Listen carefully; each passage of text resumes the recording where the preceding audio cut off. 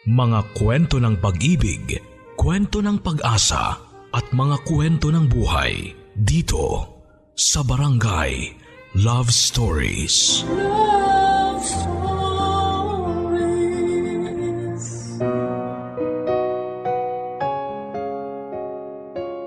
Ang tadhana ay sadya nga namang mapaglaro.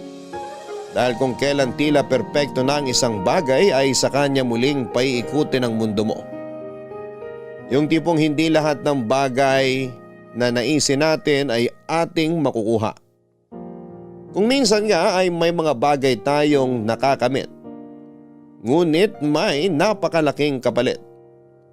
May darating sa atin na napakagandang regalo ngunit tila may kabayaran.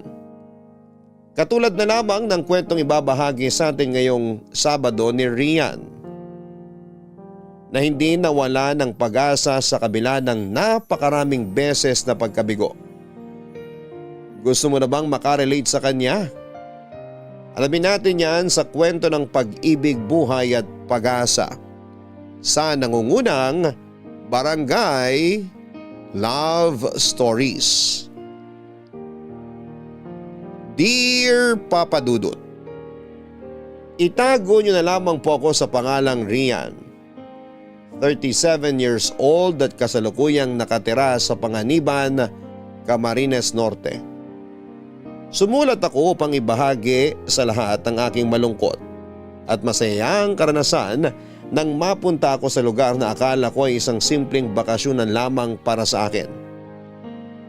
Isang simpleng pagkaligaw na nauwi sa pinaka-imposibleng pangyayari sa aking buhay. Papa Dudut, 2 taon pa lang kaming hiwalay noon ng dati kong asawa na hindi ko nababanggitin ang pangalan para na rin sa kanyang privacy. Kasal kami ngunit hindi rin kalaunan ay nagpasya nga kaming maghiwalay sa dahilang hindi na kaming masaya sa aming pagsasama. Idagdag pa na halos palagi na rin kaming nagtatalo dahil sa pressure na ibinibigay sa akin ng mga relatives niya tungkol sa hindi ko pagkakaroon ng anak.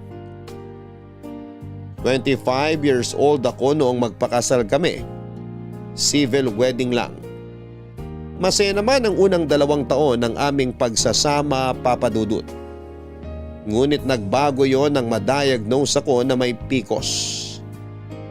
Hindi naman daw ako baog pero napakaliit lang daw ng chance na mabuntis ako.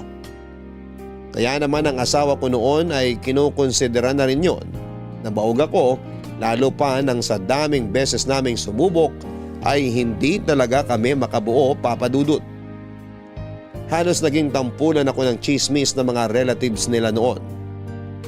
Panay ang tukso nila sa akin noon na wala raw silbi ang matris ko kung hindi rin naman daw ako mabubuntis. Minsan pa nga ay below the belt na ang mga sinasabi nila sa akin na mabuti pa raw na maghanap ang asawa ko ng bagong mapapangasawa yung kayang mag-produce ng anak. Napakasakit noon sa akin, Papa Dudut, at tila wala lang sa aking asawa. Hanggang sa napadalas na ang aming pagtatalo tungkol sa kalagayan ko. At dumating kami sa punto na pareho kaming nagdesisyon na maghiwalay. Pero dahil hindi pa naman aprobado ang divorce noon, ay nananatili pa rin kaming kasal at legal na mag-asawa. Matapos nga naming maghiwalay noon ay iginugol ko ang aking buong oras sa pagtatrabaho bilang sales lady, bilang back office agent. Hindi ako pala kaibigan, Papa Dudut, kaya naman mas gusto kong palagi akong mag-isa, lalo na sa pamamasyal ko sa iba't ibang lugar. Doon lang kasi ako nagkaroon ng peace of mind. Nakakalimutan ko lahat ng problema ko. Lalo na ang katotohanang hiniwalayan ako ng asawa ko dahil hindi ko siya mabigyan ng anak. Hanggang sa nag-leave ako sa trabaho para mamasyal sa Bicol. Napanood ko kasi sa TV na may magandang pasyalan doon. Pero bilang bago lamang ako sa lugar na yon ay naligaw ako. Dahil lang nakatulog ako sa bus at nang huminto ito ay lagpas na pala ito sa dapat kong babaan.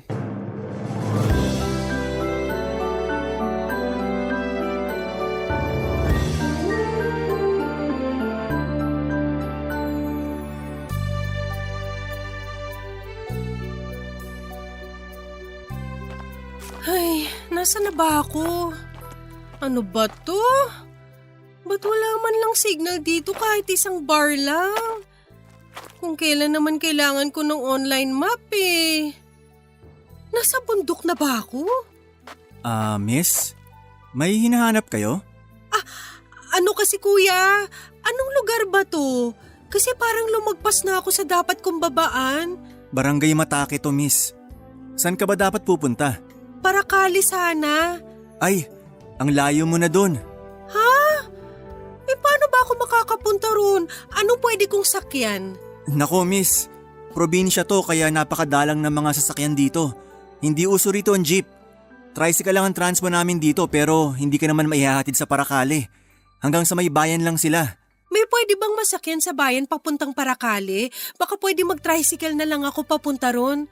Meron naman pero anong oras pa lang, miss? Mag-aalas 3 ng madaling araw. Wala pang tricycle na bumabiyahe ngayon. Mamayang mga alas 6 meron na. Naku, may mga hotel ba dito na pwede ko matuluyan kahit ngayong gabi lang? Sorry, miss. Kasasabi ko lang probinsya to kaya walang hotel dito. Wala bang kahit anong pwedeng masakyan dito? Wala bang dadaan na bus dito pabalik? Hapon ang biyahe ng mga bus dito pabalik ng Maynila. Meron naman mamayang alas 5 ng madaling araw kaso mahal ang bayad kasi aircon ng bus. Sige kuya, salamat. Maghihintay na lang ako dito hanggang mamaya. Delikado dito sa labas, miss. Di ka kilala rito. Marami pang asong pag-alagala dito, baka makagat ka. Wala naman akong choice kuya. Sabi mo nga walang hotel na malapit dito. Ganito na lang, miss. Kung gusto mo, dun ka muna sa amin. Tapos mamaya kung magliwanag na, tsaka ka mag-abang na masasakyan. Salamat na lang kuya. Okay na ako dito. Nagmamagandang loob lang ako, miss. Babae ka pa naman tapos gantong oras narito ka sa kalsada ng walang kasama.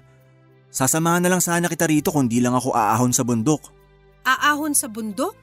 Oo, aahon. Aakit ako mamayang alas 5. Kaya nga maaga akong gising kasi mag-iigib ako ng tubig. Mamaya kasi mahina ng tubig sa gripo. Walang gagamiting tubig sa bahay sina mama pag alis ko. Ay sige na kuya, magigib ka na. Naabala na kita ng husto. Di nga kita maiwan dito. Doon ka muna sa amin.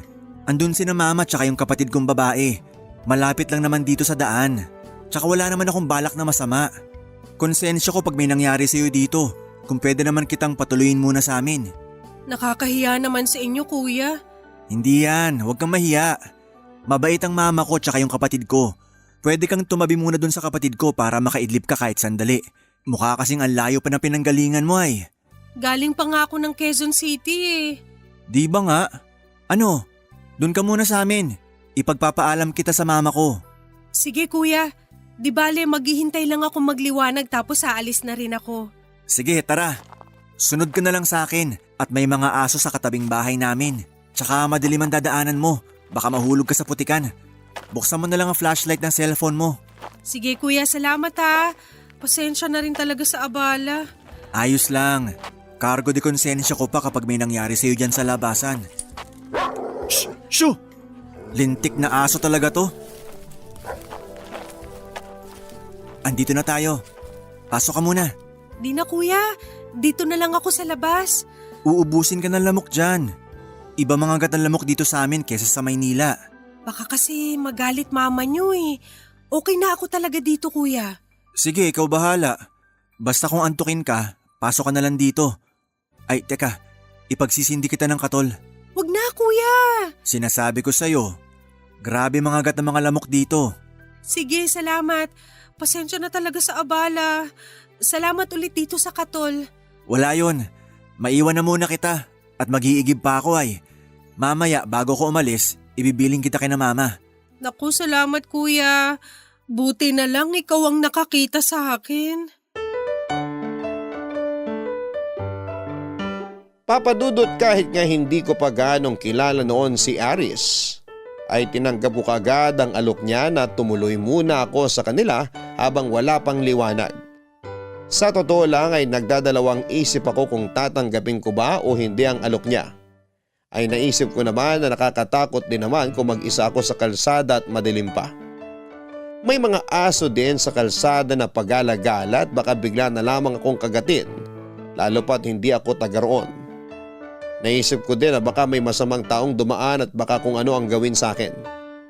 Kahit naman hindi ko pa gaanong kilala noon si Aris, ay ramdam kong mabuti siyang tao. Hindi ko alam kung paano ipapaliwanag pero magaan ang loob ko sa kanya. Nararamdaman kong ligtas ako kung siya ang kasama ko. Bago nga umalis si Aris para umakyat sa bundok ay ipinakilala niya ako sa nanay at kapatid niya. Pinaliwanag din niya kung bakit ako nandoon at pansamantalang nakituloy sa kanila. Wala namang kahit na anong pagtutol ang nanay ni Aris at todo asikaso pa nga sila sa akin noon. Ipinagtimpla pa ako ng kape ng nanay ni Aris at ipinaghain ng almusal. Nahihiyaman ako ay natuwanan ako sa klase ng pag-aasikaso nila sa akin dahil hindi nila ako itinuring na ibang tao. Naitanong pa nga ng nanay ni Aris na si Tita Wilma kung bakit sa Bicol ko napiling mamasyal. At sinagot ko naman siya na nakita ko lamang sa commercial sa TV, kaya lang ay minalas naman ako na maligaw. Sinabi naman niya na may maganda rin namang pasyalan mismo sa kanilang lugar. At kung gusto ko raw ay magpasama ako kay Aris kinabukasan noon, total ay pahinga nito sa pangunguha ng niyog sa bundok. Dahil na nga rin sa pamimilit noon ni Tita Wilma, ay hindi ako nakaalis papunta sa destinasyon ko. Gusto kasi niya na makita ko muna ang lugar na sinasabi niya. Kaya nga nagpalipas ako ng ilang pang-araw sa kanila at hindi naman nila ako pinabayaan. Nagtiyaga na lamang ako sa signal ng piso wifi nila doon kesa naman sa wala. Pero masasabi ko ngang hindi naman boring ang pamamalagi ko doon. Dahil naroon si Aris para i-entertain ako, lalo na kapag hindi ako makatulog sa gabi dahil sa dami ng iniisip ko. At kapag hindi nga ako makatulog ay tumatambay ako sa terrace nila habang nag-i-scroll sa social media at siya naman ay magtitimpla ng kape namin habang nagkwekwentuhan. Puyatan na naman tayo. Ba't di ka pa nagpapahinga? Aalis ka ng maaga bukas, di ba? Di nga ako inaantok eh. Ewan ko ba? Baka naman ayaw mo nang umalis. Mamimiss mo ako, no? Ayan ka na naman sa mga biro mo. Mamimiss ka dyan. Di pa pwedeng di lang makatulog. Biro nga lang. Ba't ba di ka makatulog? May problema ka ba? Share mo naman sa akin. Wala naman. Naisip ko lang na mamimiss ko tong lugar na to. Sinasabi ko na nga ba eh. Kunwari ka pa. Tigilan mo nga ako. Seryoso ako rito eh. Oh, sige na. Tuloy mo na. Alam mo ba yung feeling na mapunta ka sa isang lugar na wala kang kakilala? Pero ilang araw ka palang nandun, parang ilang taon na, yung ganun. Di ko alam. Dito lang naman ako sa lugar namin, hindi ako maalis. Takot akong lumuwas ng Maynila. Bakit naman? Basta, di naman ako gaya mo na kahit saan yata mapadpad, di ka ma-homesick. Ibahin mo ako. Simula na magkaisip ako, andito na ako hanggang ngayon. Ni minsan di ako umalis sa lugar na to. Hindi mo ba gustong makarating man lang sa ibang lugar? Bakit pa? Dito pa lang sa lugar namin, kontento na ako. Ayaw mo bang magkaroon ng ibang trabaho bukod sa pagkokopra? Hindi mo ba naisipang subukan ng ibang trabaho? Sa totoo lang, hindi. Kontento na ako sa trabahong meron ako. Bakit kamo? Kasi simulat sa pool, ito na ang bumubuhay sa amin. Mahirap, oo. Pero kung tutuusin, sapat na para mabuhay kami. Siguro sa iba minamaliit ang trabaho namin. Pero hanggat kaya kaming buhayin ng trabahong to, wala kaming pakialam sa sasabihin ng ibang tao. Pare-parehas lang naman kaming kanin ang kinakain. Nakikita ko nga. Hindi nga naman kayo hirap sa pamumuhay. Hindi talaga. Ang mga tao rito basta masipag ka, di ka mahihirapan. Pero kung tatamad-tamad ka, talagang mahihirapan ka. Dito nga basta masipag ka magtanim ng mga gulay at prutas at mamingwit ng isda dyan sa ilog o mangisda sa dagat, may kakainin ka. Sa Maynila, lahat binibili. Bigas at kuryente lang ang kalimitang pinoproblema namin dito. Ang tubig hindi. Kita mo naman, libre ang tubig sa amin. Para sa lahat.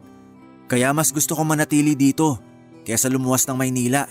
Sa bagay, ang mahal pati ng mga bilihin sa Maynila. Ay siya nga. Tsaka dito sariwa ang hangin. Tahimik ang paligid.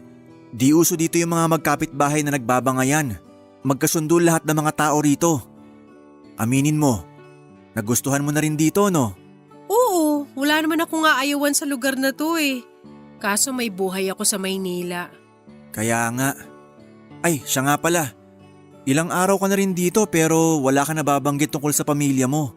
Buti pinapayagan ka nalang mamasyal kung saan-saan na mag-isa. Runaway ako. Maaga akong nag-asawa kaya tinakwil ako ng pamilya ko. Naku, may asawa ka na pala. Pasensya na. Nagbibiro pa ako sa'yo ng kung ano-ano. Ayos lang. Kasalanan ko rin naman kasi hindi ko nasabi. Di rin naman ako nagtanong. Buti pinayagan ka ng asawa mo gumala. Hiwalay na kami.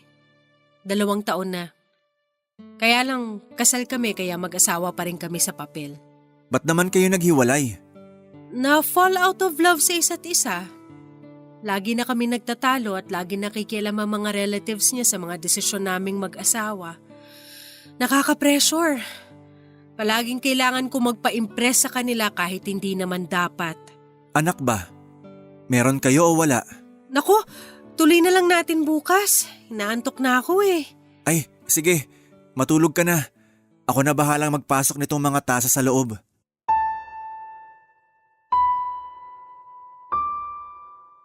Papa Dudut, nagpanggap nga ako na inaantok na dahil napaka-sensitibong topic ang tungkol sa anak.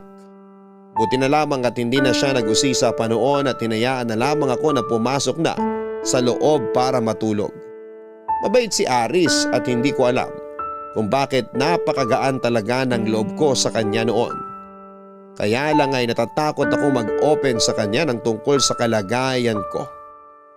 Papa Dudut, habang nakahiga nga ako noon ay hindi pa rin ako makatulog dahil sa maiksing panahon na inilagi ko kina Aris ay totoong napamahal na ako sa lugar. Tahimik at payapa ang buhay noon pero naisip ko na kailangan ko nang gumising at bumalik sa realidad ng buhay ko, na may buhay akong iniwan sa Maynila. Kinabukasan nga, Papa Dudut, ay maaga akong ginising ng mama ni Aris dahil baka maiwanan ako ng bus ng biyahe pabalik sa Maynila. Pero sa parakali pa rin ang tuloy ko noon dahil sayang naman kung hindi ko masisilayan kahit sandali ang ipinunta ko roon. Itinuro naman sa akin ni Aris ang babaan ko kung sakali.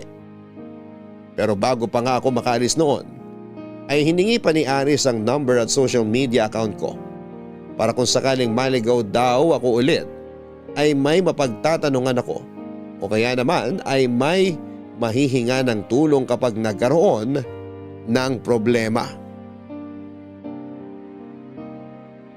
Papadudod sa tulong nga ni Aris ay maayos akong nakarating sa aking pupuntahan at hindi ako naligaw man lang.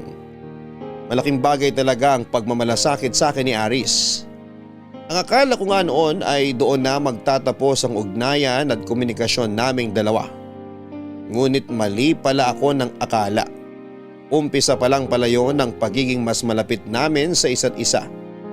Lalo na nang halos maya't maya ay lagi kaming magka-chat o kaya naman ay minsan ay tumatawag siya. Hindi siya nauubusan ng mga kwento na talagang nakakaaliw. Lalo na kapag mga kwentong barbero ang kinukwento niya sa akin. O tapos, ano pa? Eto naman. May doktor. Nagpanggap na may sakit. Kasi may chismis siyang narinig na may albularyo daw na magaling manggamot. Mas magaling pa sa kanya. Tapos? Eh di sabi ng doktor, masubukan nga tong albularyo na to kung magaling talaga. Nagpanggap siya na walang pang-amoy. Nagpunta siya dun sa albularyo. Sabi nga niya wala siyang pang-amoy.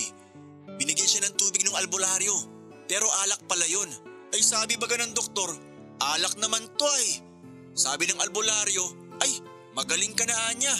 Tapos kinabukasan, nagbalik yung doktor. Nagpanggap naman siya na bulag. Binigyan siya ng 100 ng albularyo. Sabi, eto 500, magpa-check up ka sa doktor. Sabi baga ng doktor, 100 lang to ay. Sabi ng albularyo, ay magaling ka na niya. Yung doktor, di na nagbalik. Magaling daw yung albularyo. Ano pa? May joke ka pa dyan? Wala na. Pang 10 joke ko na yan. Mangangalap pa ako ng maraming joke. At saan ka naman mangangalap? Ay san pa baga? Eh di sa mga matatanda rito, madami silang joke. Mas nakakatawa. Dapat sa susunod na tawag mo sa akin mas marami ka ng baong jokes. Siyempre naman. Para lagi kang masaya. Bakit? Kailan ba ako nalungkot? Ay sus! Alam na alam ko yung tono ng boses mo pag may problema ka. Pati yung mga pabuntong hininga mo. Wow! Kilalang kilala? Lagi baga tayong magkausap. Siyempre kabisado na kita. Pero matanong kita, huwag ka magagalit ha. Ano yun? Wala na bang pag-asang magkabalikan kayo ng dati mong asawa? Ba't mo naman natanong? Ay syempre! Baka mamaya may gusto palang manligaw sa'yo. Sinagot mo. Tapos babalik ka lang din pala sa asawa mo. At sino namang manliligaw? Kahit sino. Sa totoo lang, malabo na magkabalikan kami. Kasi pareho na kami nagkasundo na maghiwalay eh.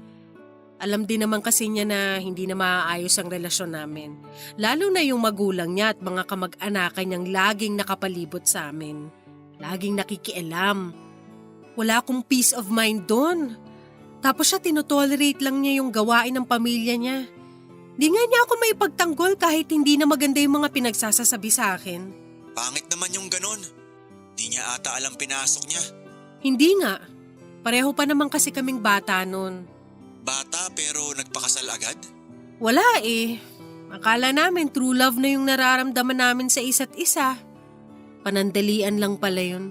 Kaya nga ang pag-aasawa, dapat pinag-iisipan yan at pinaghahandaan. Wala rin naman kaming magagawa. Kasal na kami. Kaso kahit gusto naming maghiwalay na talaga, hindi naman pwede. Wala namang divorce dito sa Pilipinas, tsaka kung meron man, ang mahal naman yata ng gagastusin. Paano naman yung anak nyo? Nasa kanya? Wala namang kaming anak. Bakit wala? Siguro kasi, ayun nga, maghihiwalay din kami kaya siguro hindi kami nagkaanak. Sa bagay, pwede nga naman yon. Kung di pa talaga panahon, hindi ibibigay sa'yo. Papadudot pangalawang beses na yon na naitanong ni Aris pero hindi ko pa rin alam kung paano sasagutin kaya nagdahilan na lamang ako. Sobrang nahihiya kasi ako na sabihin sa kanyang hindi ko kayang magkaanak. Humiling na lamang ako na sana ay hindi siya mainis sa tuwing inililihis ko ang usapan. Sa maraming beses ko na kasing nakausap si Aris ay nalaman ko na ayaw niya sa malihim na tao. Dahil nga naman sobrang open niya at wala siyang inililihim sa kahit na sino. Pero sinabi naman niya na naiintindihan niya kung hindi ko masasagot yon. Sobrang curious lang daw talaga niya. Kahit naman may mga bagay pa rin na hindi alam ni Aris tungkol sa akin noon, ay nagpatuloy ang magandang pagkakaibigan namin. Pero habang tumatagal na nakikilala ko ang ugali ni Aris, ay unti-unting nahuhulog ang loob ko sa kanya. Siya kasi yung tipo ng tao na sobrang sipag at dedicated sa trabaho. Lahat ng hirap ay kinakaya niya. Sabi pa nga niya isang beses na walang mahirap sa taong masikap. Basta para sa pamilya niya ay gagawin niya ang lahat. Na hanggat kaya ng katawan niya ay magtatrabaho siya. Pero kahit na may nararamdaman ako sa kanya noon ay minabuti ko na lamang na itago yon. Dahil ayaw kong masira ang pagkakaibigan namin at isa pa ay kasal pa ako sa dati kong asawa. May prinsipyong tao si Aris kaya alam kong hinding-hindi siya magkakamaling magkagusto sa akin. At yon ay isa palang napakalaking maling akala. Dahil hindi ko alam na may lihim na rin pala siyang pagtingin sa akin. Nalaman ko na lamang kung kailan nakabalik na ako ng Maynila, Papadudot. Kumusta na? Magkausap lang tayo noong nakaraang araw, uy. Pasensya na. Di ko kasi alam ibubungad ko sa'yo ay. Tsaka 4 na araw din tayong di nagkausap. 4 na araw ka dyan, 3 lang yun. 4 yun. Huwag ka na makipagtalo. Alam ko kasi ako ang laging nakatingin sa araw. Tumitingin din naman ako sa araw at may trabaho din ako. Pero maiba ako. Kumusta ka naman ba? kumusta ang pamamasyal mo dyan? Di ka na nagma-my day ay. Ang totoo niyan, nakabalik na ako ng Manila. Kailan ka pa umuwi? Nung isang araw lang. Ang daya. Di ka man lang nagpasabi. Bakit naman? Tsaka biglaan lang yung uwi ko. Tumawag kasi yung boss ko na may kailangan akong ayusin na trabaho. Nainis nga ako at naka-leave ako eh. Tapos iistorbohin niya ako. Baka naman kasi panay ang leave mo. Sa'yo lang yata ako nakakita na empleyado na lagi nagpa-file ng leave. May 10 klase ako ng leave at 3 pa lang ang nagagamit ko kaya wag kang Sorry naman. Huwag ka na magalit. Di ako galit, nagpapaliwanag lang. Pero sayang talaga. Di man lang tayo nagkita bago ka umuwi. Bakit naman? Padadalhan sana kita ng maraming hipon at alimango. Alam ko paborito mo yung mga yon. Ang lakas mong kumain pag yun ang ulam natin dito sa bahay. Napansin mo pala yun? Oo, nasa iyo lagi ang focus ko ay. Huy, ang creepy mo ha. Anong creepy sinasabi mo dyan? Ang ibig kong sabihin baga, laging nasa iyo ang atensyon ko. Kaya ultimo yung pinakamaliit na bagay na lagi mong ginagawa, napapansin ko. At yan nga, napansin ko na malakas kang kumain pag hipon at alimango ang ulam. In fairness, tama ka dyan. Favorite ko nga yun. Oh, di ba? Nanghuli sana ako sa fish pond ng mga hipon, tapos alimango dun sa bakawan namin para nadala mo dyan pabalik. Hindi rin, 10 oras mahigit ang biyahe, baka bumaho lang. May maliit naman akong cooler dito. Pupunuin lang lagi ng yelo. Hayaan mo na, next time na lang siguro. Makabalik ka pa kaya rito? Di ko alam eh. Malay natin. Bakit ba? May sasabihin sana ako sa'yo pagbalik mo rito. Tungkol naman saan? Pagbalik mo nga rito, doon ko sasabihin. Mas gusto kong personal na sabihin sa'yo. May pa-suspense ka pang nalalaman? Paano pala kung hindi na ako makabalik dyan, di hindi mo nasasabihin sa akin? Ba't naman di ka makakabalik? Ano? Pupunta pa ako dyan para lang malaman yung sasabihin mo? Wala naman kasing thrill pag sa call ko lang sinabi. Ano ba kasi yun?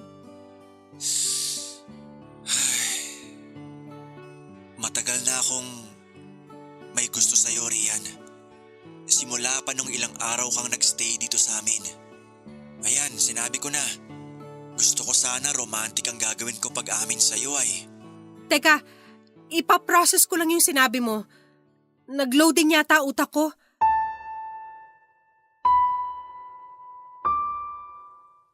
Papadudot, hindi ko malaman ang tamang pagiging reaksyon ko sa pag-amin ni Ari sa akin. May parte sa puso ko na masaya dahil pareho pala kami ng nararamdaman. Pero may parte rin sa akin na nagsasabing mali dahil may asawa pa rin akong tao kahit nahiwalay na ako. At dahil nga hindi ko alam ang isasagot sa kanya noon, ay dinaan ko na lamang sa biro. Tila nakahalata naman si Aris at hindi na nagsalita pa ng kung ano. Hindi na rin niya inulit ang tungkol sa nararamdaman niya para sa akin. Marahil kung hindi nga ako kasal ay baka hindi ako nahirapang umamin sa kanya na may pagtingin din ako sa kanya. Dahil sa totoo lang, ay gustong gusto ko talaga siya. Kaya lang ay naisip ko noon na may mga bagay na mas mabuti na lamang na itago. Papadudot, ilang araw na nga akong hindi makapag-focus sa trabaho ko noon dahil palaging sumasagi sa isipan ko mga sinabi sa akin ni Aris. Hating-hati ang nararamdaman ko noon dahil ang sigaw ng isip ko ay mali ang magmahal muli. Pero ang puso ko ay iba naman ang sinasabi. Sa pagdaan nga ng mga araw ay tila pabigat ng pabigat ang pakiramdam ko. Lalo pa nga at bihira na lamang tumawag sa akin noon si Aris. Pakiramdam ko nga ay umiiwas siya sa akin at aaminin ko na nakakaramdam ako ng takot noon. Takot na baka unti-unting lumayo ang loob niya sa akin, Papadudot. Hanggang sa hindi ko na kinaya ang bigat ng dibdib ko at naglakas loob na akong umamin sa kanya. Seryoso ka ba? Oo nga. May gusto nga rin ako sa'yo. Hindi ko lang alam kung kailan nagsimula. Basta gusto kita. Baka naman pinaprank mo ako ha. Mahilig ka pa naman mag-prank. Sira, ano namang mapapala ko kung ipaprank kita ng ganito? Hindi lang ako makapaniwala. Para kasing in love ka pa rin dun sa ex mo. Anong in love pinagsasasabi mo dyan? Wala na nga ako ni katiting na feelings para dun. Biro lang. Sobrang saya ko lang. Kaya lang kasi, Kaya lang ano? kahit naman gusto natin yung isa't isa, hindi pa rin tayo pwede. Kasi nakatali pa rin ako sa dati kong relasyon. Ano naman? Oo, kasal pa kayo. Pero kayo na nga mismo nagdesisyon na maghiwalay. Nagkasundo na kayo pareho. Sinabi mo sa akin yan, di ba? Tsaka may sarili na ring pamilya yung ex mo. Aba, dapat piliin mo rin kung ano naman ang magpapasaya sa'yo. Di mo kasi ako naiintindihan eh. Anong di ko naiintindihan? Ipaintindi mo sa akin. Ano na lang ang sasabihin ng mama mo? Yung anak niya pumatol sa may asawa. Alam mo, di naman natin kailangan sabihin kay mama na kasal ka sa una. Wala rin naman nakakaalam dito sa amin, ako lang. Kahit na. Mas iintindihin mo pang sasabihin ng ibang tao kesa sa akin? Rian, pareho tayo ng nararamdaman. Mahal natin ang isa't isa. Nagkakaunawaan tayo. Yun lang naman ang importante. Yung mga tao na yan, sina mama o kung sino pa, nakapaligid lang yan sa atin para sirain tayo. Sila ang magsisilbing pagsubok sa relasyon natin. Pero kung iintindihin mo sila, masisira talaga tayo. Di pa man tayo nagsisimula. Mama mo yun, Aris. Hindi basta ibang tao lang. Oo nga, pero malaki na ako. Matanda na ako. Hindi ako palpal na hindi alam kung ano bang papasukin ko. Ito na yun. Ikaw ang pinili ko. Kaya handa akong yakapin ka ng buo. Walang labis, walang kulang. Kahit pa nga yata may 10 ka pang anak, tatanggapin pa rin kita eh. Anong magagawa ko? Ikaw ang mahal ko eh. Eh paano kung itakwil ka ng mama mo? Alam ko ang pakiramdam ng walang pamilyang maaasahan, Aris. Itinakwil ako ng magulang ko dahil hindi ako nakinig sa kanila. Itakwil nila ako. Wala akong pakialam. Pero hanggat maaari, mag-ingat na lang muna tayo na wag nilang malaman. Lalo ni mama. Pero kahit malaman man nila, hindi kita iiwan. Ikaw ang pipiliin ko kahit na anong mangyari. Minsan ang nakialam sa akin si mama. Di na ako papayag na gawin niya ulit yun. Aris, Hindi lang ako basta salita. Kayang-kaya ko yung gawin. Basta para sa'yo. Kung dumating man yung araw na magkabukingan na, ipaglalaban kita kahit na anong mangyari. Hinding-hindi kita bibitawan dahil lang sinabi ni mama. May sarili na akong pag-iisip at alam ko kung anong buhay ang papasukin ko. sigurado ka ba? Paano kung nabibigla ka lang pala? Tapos ma-realize mo na mali pala na ako ang pinili mo. Hindi ako kailanman nagkamali sa desisyon na ginawa ko. Kasi bago ko gawin ang isang bagay, 1,000 beses ko munang pinag-isipan yan. Nang piliin kita, naisip ko na mga posibleng mangyari. Pero wala akong pakialam. Kasi mahal kita. Ako ba? Mahal mo ba ako? Oo, Kung ganun magtiwala ka lang sa akin, magkasama nating lalampasan lahat ng pagsubok na darating sa atin. sige. Magtitiwala ako sa'yo.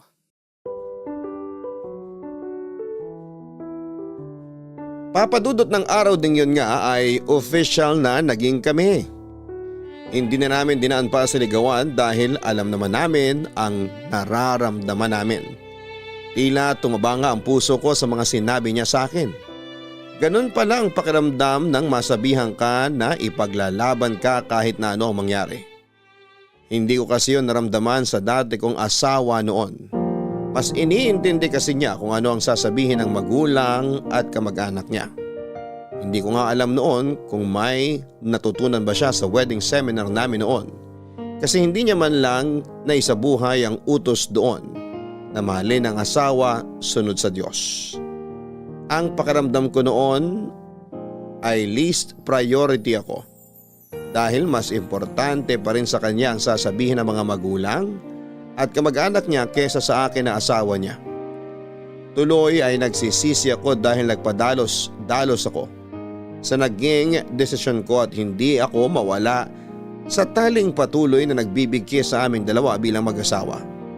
Kung sana'y nakinig na lamang ako sa mga magulang ko noon na tapusin ko muna ang pag-aaral ko bago ako mag-asawa ay wala sanang problema sa relasyon namin ni Aris. Napag-alaman ko nga rin na dapat pala ay may asawa na rin si Aris. Ngunit marin lang itong tinutulan ng kanyang ina dahil ayaw nito sa babaeng gusto niyang mapangasawa. Nang tanungin ko siya kung bakit ay sinabi niyang nahuli ito ng kanyang ina na nagpapaligo pa rin kahit pa may relasyon na sila ng babae. Kaya naman mas lalo akong natakot noon, Papa Dudut. Manliligaw lamang yon pero agad na humadlang ang nanay niya sa gusto niyang mapangasawa. Paano pa kaya ako nakasal pa? Dahil nga sa frustration at anxiety ko noon ay ilang araw din akong hindi nakapasok. Nabigla na lamang ako nang makatanggap ako ng sulat mula sa company namin na tanggal na ako sa trabaho. Pero imbis na malungkot ako noon ay natuwa pa ako dahil sa 5 taong kong pagtatrabaho doon ay hindi man lang ako nakaranas ng salary increase at hindi consistent ang 13th month pay. Ayos lang din naman na natanggal ako doon. Total ay matagal ko na rin namang balak na mag-resign dahil hindi naman nababayaran ng tama ang serbisyo ko. Isang araw nga, Papa Dudut, ay naikwento ko kay Aris ang nangyari kaya naman nagpresentas siya na total ay wala pa akong trabaho. Bakit hindi na lang muna raw ako magbakasyon sa kanila? Dahil nga medyo matagal na rin noong huli kaming nagkita, ako man ay sabik na ulit siyang makita dahil simula nang maging official na magkarelasyon kami ay hindi pa kami nagkikita ulit. Nakontento lamang kami sa chat at call. Natuwa rin sina Tita Wilma nung ibalita ni Aris sa kanila na magkasintahan na kami at naging maayos nga ang unang linggo ko sa bahay nila. Pero wala talagang lihim na hindi nabubunyag.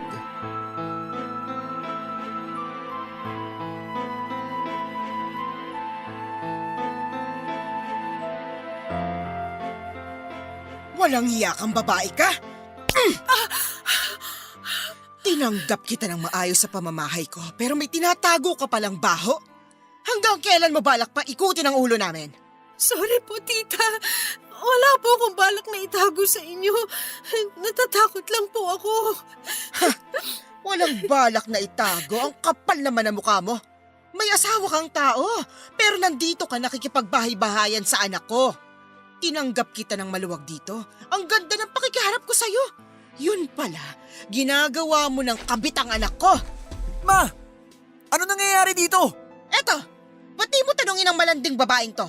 Magdahan-dahan kayo sa pananalita niyo sa kanya. Hindi ko papayagan ng kahit anong pambabastos sa kanya. Aba, may gana ka pang gumanyan. Oo nga pala. Hindi mo nga pala alam ang kalandi ang taglay nitong babaeng to. Hoy Aris, ang babaeng yan may asawa pala at kasal pa. Paano niyo nalaman ang tungkol dyan? Anong paano ko nalaman? May nag-chat sa akin at binulgar ang sikreto ng babaeng yan. Akala ko nga nagbibiro lang pero nung makita ko yung picture ng kasal nilang dalawa ng asawa niya, abay hayop! Naniwala ako!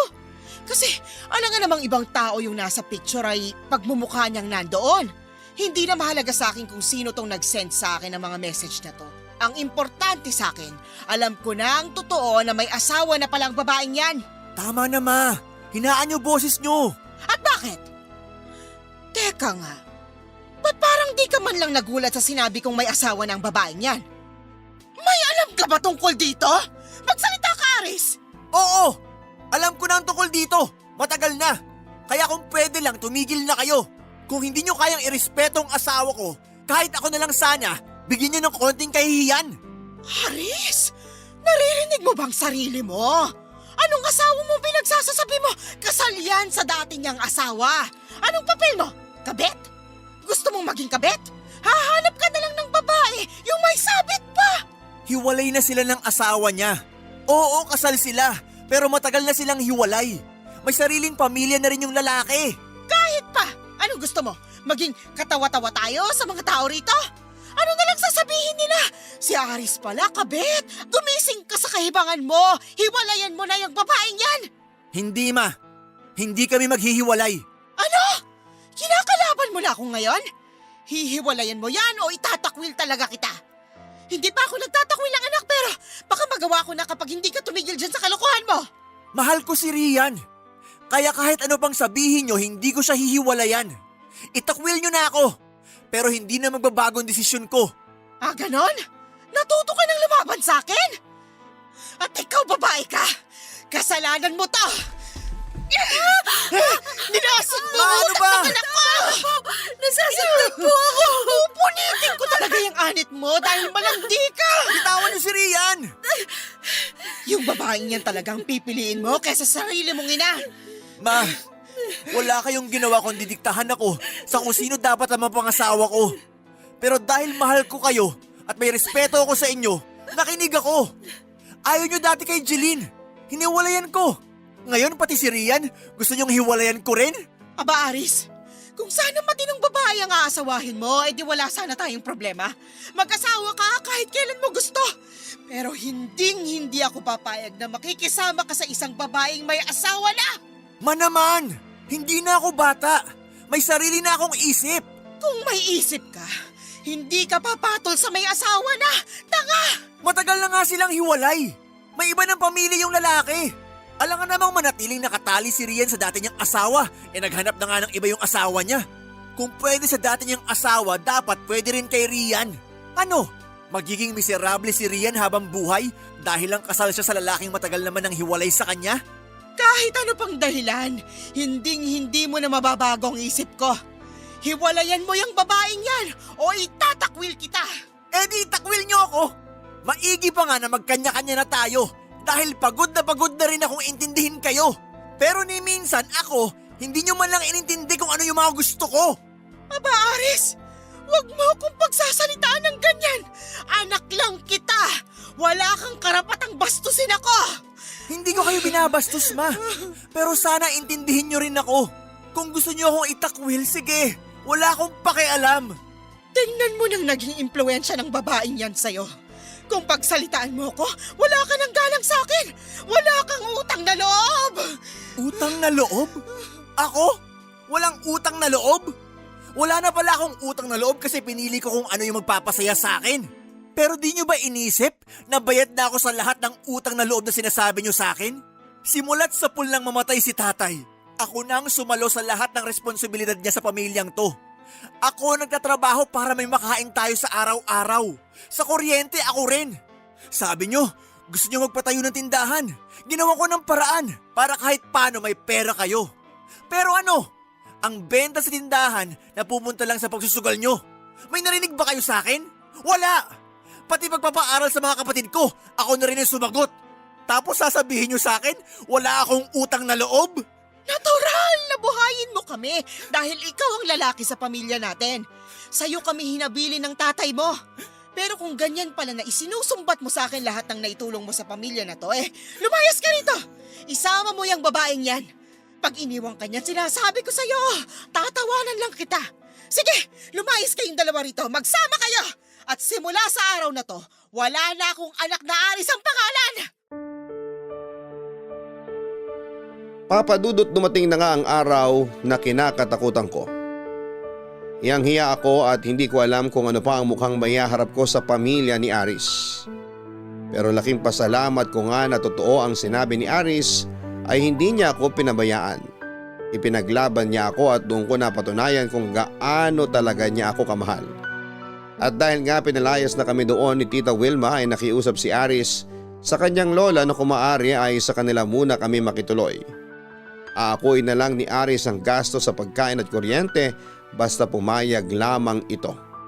Pumayag naman ang lolo niya at sinabing hindi naman kailangang solohin ni Aris ang mga gastusin dahil wala naman daw problema kung doon muna kami tutuloy. Maiging araw at may kasama siya sa bahay. Hindi rin naman daw niya pahihindian ang request ng paborito niyang apo. Sa isang linggo ko pa nga lang doon ay ramdam kong apo na rin ang turing sa akin ni Lola. Hindi niya ako pinakitaan ng pagkadisgusto kahit pa alam niya na kasal ako sa dati kong asawa. Saad pa niya ay wala naman daw karapatan ng kahit na sino na tumutol kung sino man ang gustong makasama ni Aris. Tiyak naman daw niya na alam nito ang ginagawa dahil hindi na ito bata. Sa pagtatagal ko pa doon ay hindi nagbago ang pakikitungo sa akin ni Lola. Todo asikaso siya sa akin at laging sinisigurado na kumakain ako ng tama at nasa oras. Pero syempre hindi ko naman inaabuso ang kabaitan niya kaya naman ako na ang nagpipresentang gumawa ng lahat ng mga gawaing bahay. May katanda na rin kasi siya pero madalas ay nag-iigib pa ng tubig. Hanggang sa isang araw ay nagpaalam si Lola sa amin ni Aris na kailangan itong umuwi ng Paracale dahil kailangan itong alagaan ng asawang may sakit. Kaya naman ipinagkatiwala niya sa amin ang bahay niya.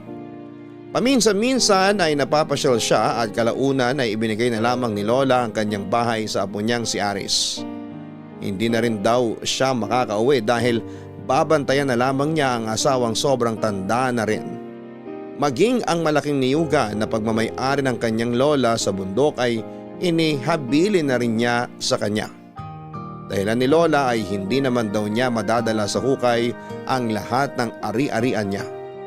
Wala rin naman daw siyang aasahan sa mga anak niya dahil wala naman sa mga ito ang may tiyaga na umakyat ng bundok at mamahala sa niyuga nila. Tanging si Aris lamang daw ang napakalaki ng tiyaga sa pagkokopra kaya alam niya na hindi yon mapapabayaan kung sa apo niya mapupunta.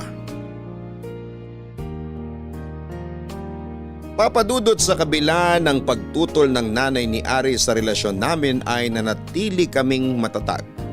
Palaging sinasabi sa akin noon ni Aris na wala akong dapat intindihin kung hindi siya lamang. Dahil hindi naman daw ibang tao ang pakikisamahan ko kundi siya.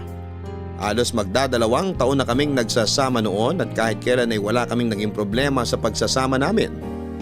Ni minsan ay hindi kami nagkaroon ng pagtatalo na kalamitang nangyayari sa lahat ng magkarelasyon. Ganon siguro talaga kapag alam ng lalaki kung ano ang priority niya sa buhay. Minsan ang nabanggit noon ni Aris na hindi pa man daw siya ikinakasal. Ay alam niyang kapag pinasok na ng isang tao ang pag-aasawa ay dapat asawa na ang priority at hindi na ang ibang tao. Masasabi ko nga na maswerte ako na nakilala ko si Aris dahil kahit tagal kong gustong maranasan ang ganon na lagi kang inuuna sa lahat ng bagay. Naisip ko nga na sana ay nakilala ko siya ng mas maaga nang hindi ko na kinailangan na matali sa isang kasal na nagsilbing kulungan ko ng ilang taon. Sadyang napakabait ni Aris at mapagmahal. Napakalawak ding ng pangunawa kapag minsan ay inaabot ako ng pagiging topakin ko. Imbis na sabayan ako ay nagpapakumbaba siya at lalambingin ako hanggang sa maging okay na ako. Hindi man nabibilang si Aris sa mga lalaking may kaya, may pinag-aralan at may trabahong pang big time, ay masasabi kong siya ang standard na hinahanap ng isang babae sa isang relasyon pagdating sa ugali at prinsipyo. Sa pagsasama nga namin ay hindi ko kailanman naisip na iwanan siya dahil siya ang tipo ng lalaki na deserve na mahalin din ng totoo at alagaan. Iilan lang ba ang lalaking kagaya niya na handang manindigan sa relasyong pinasok niya? Pero minsan nga ay nangangamba ko dahil wala pa rin siyang kaalam-alam tungkol sa kalagayan ko. Naisip ko na baka matulad din siya sa dati kong asawa na nag-iba ang ugali dahil lamang sa hindi ko siya nabigyan ng anak. Hindi ko alam noon kung paano ko ba ipagtatapat kay Aris ang totoo dahil sa tuwing na-delay ang period ko ay agad siyang nagtatanong kung buntis na ba ako. Pero dahil nakukonsensya ako at hindi naman habang buhay ay maitatago ko sa kanya ang katotohanan, ay nagpasya na akong sabihin sa kanya ang totoo. Oh mahal, ba't nandito ka pa sa labas? Malamok na baga? Wala, hinihintay lang kita. Ang mahal ko talaga. Tara nga sa loob. Tingnan mo, puro ka na pantal dahil sa kagat ng lamok. Ang tigas talaga ng ulo mo. Ginabi ka. Ang dami pa naming tinapos na nyog na babalatan.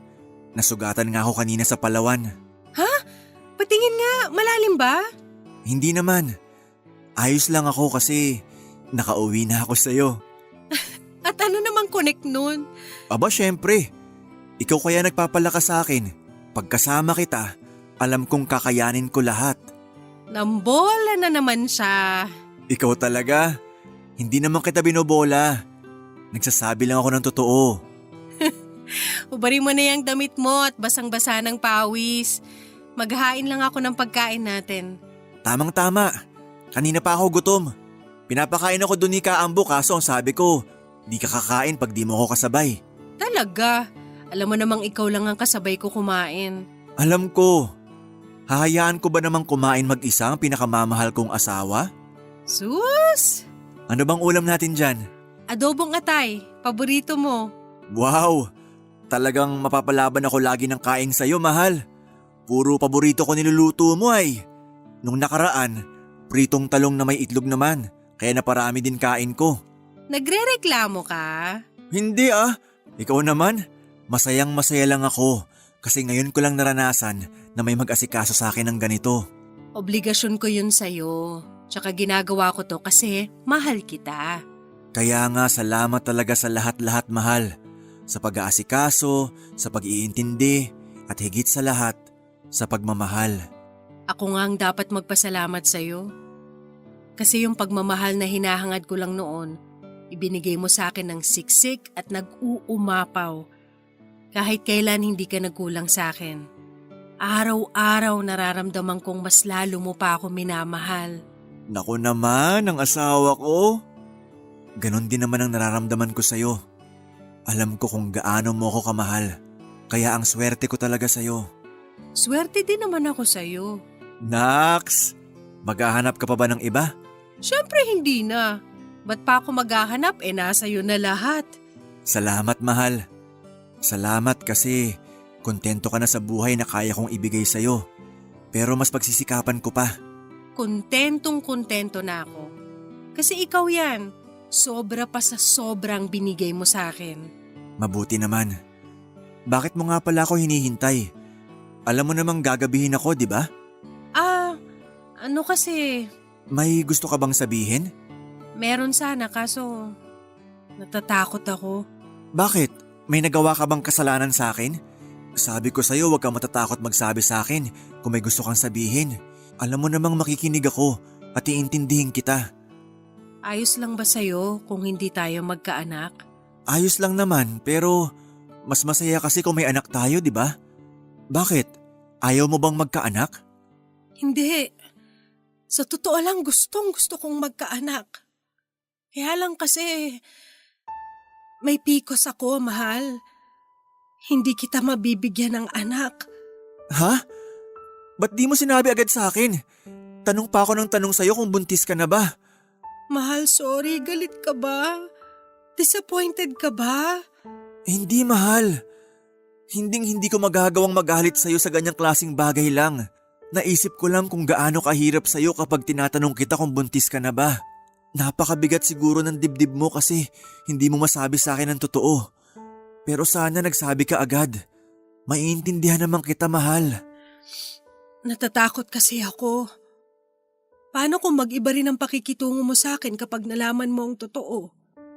Paano kung kantsawan mo rin ako dahil lang sa hindi ako magkaroon ng anak? Tumingin ka sa akin, mahal. Sa tingin mo ba, ganong klase ako ng tao? Alam mo kung gaano kita kamahal, kaya imposible ang sinasabi mo.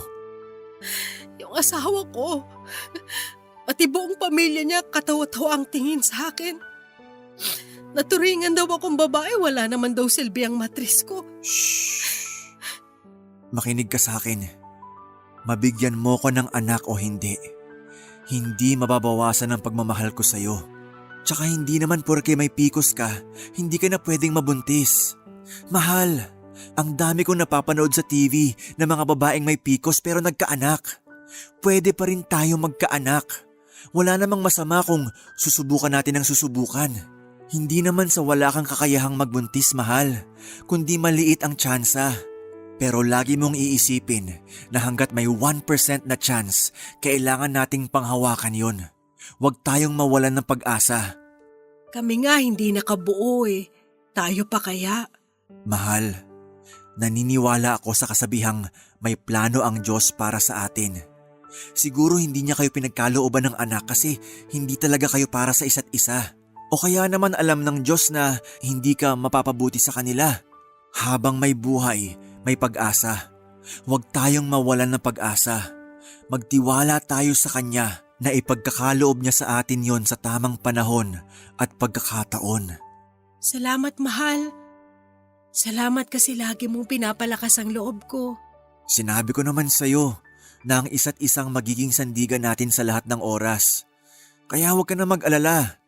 O kaya naman kung gusto mo, Mag-alaga tayo ng biik para may baby tayo. Ang dami-daming hayop na pwedeng alagaan, biik talaga na pili mo. Aba, may alaga na tayo, may pera pa tayo. Pag lumaki yung mga yun, pwede na nating ibenta. Para lang tayo mag-iipon ng pera sa pag-aalaga sa kanila. Sige, mag-aalaga tayo ng biik.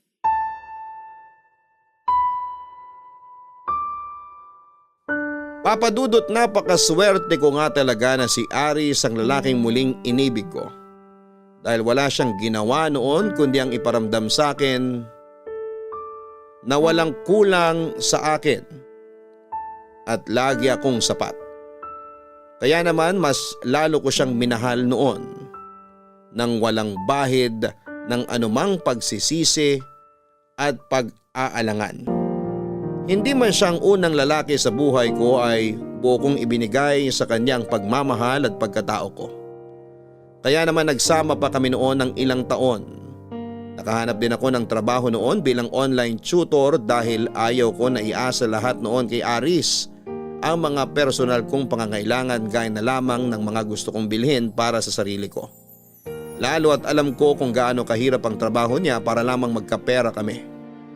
Alam ko dahil minsan na rin niya akong naisama noon sa bundok kung saan siya nangangawit ng niyog at nasabi kong maswerte ako dahil hindi ko kailangan magtrabaho ng ganong kahirap. Sa pag-akyat panahog pa lamang ng bundok ay sobrang nakakapagod na. Sobrang init pa ang kalaban nila sa pagkakawit ng niyog at pagkatapos ay mano-manong pagbabalat ng niyog. Tsaka bibiyakin isa-isa ang mga niyog at pagkatapos ay iluluto.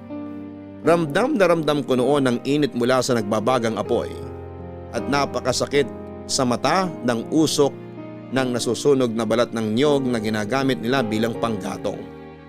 At dahil nga sa nasaksihan ko kung gaano kahirap ang trabaho niya ay mas lalo kong pinahalagahan ang bawat sentimo na ibinibigay niya sa akin noon. Ginagawa pa nga niyang uling ang mga baon ng niyog noon at pagkatapos ay ibebenta ng 500 kada sako, pandagdag kita din. Papa Dudut, wala akong masabi sa sobrang sipag ni Aris. Grabe na siyang kumayod kahit pa nga wala kaming anak. Alam ko na magiging napaka-responsableng ama niya kung sakaling magkakaanak kami pero tinanggap ko na rin na hindi talaga kami magkakaanak. Nag-focus na lamang kami noon sa pag-aalaga ng mga biik namin na binibili namin mula sa pinagsamang ipon namin. Sabi ni Aris na kapag lumaki na ang mga biik ay pwede na naming maibenta para sa mas malaking halaga. Nakakatuwa lang noon, Papa Dudut, dahil hindi waldas si Aris sa pera. Hanggang sa naisipan ko nga noon na mag-invest para sa isang maliit na negosyo.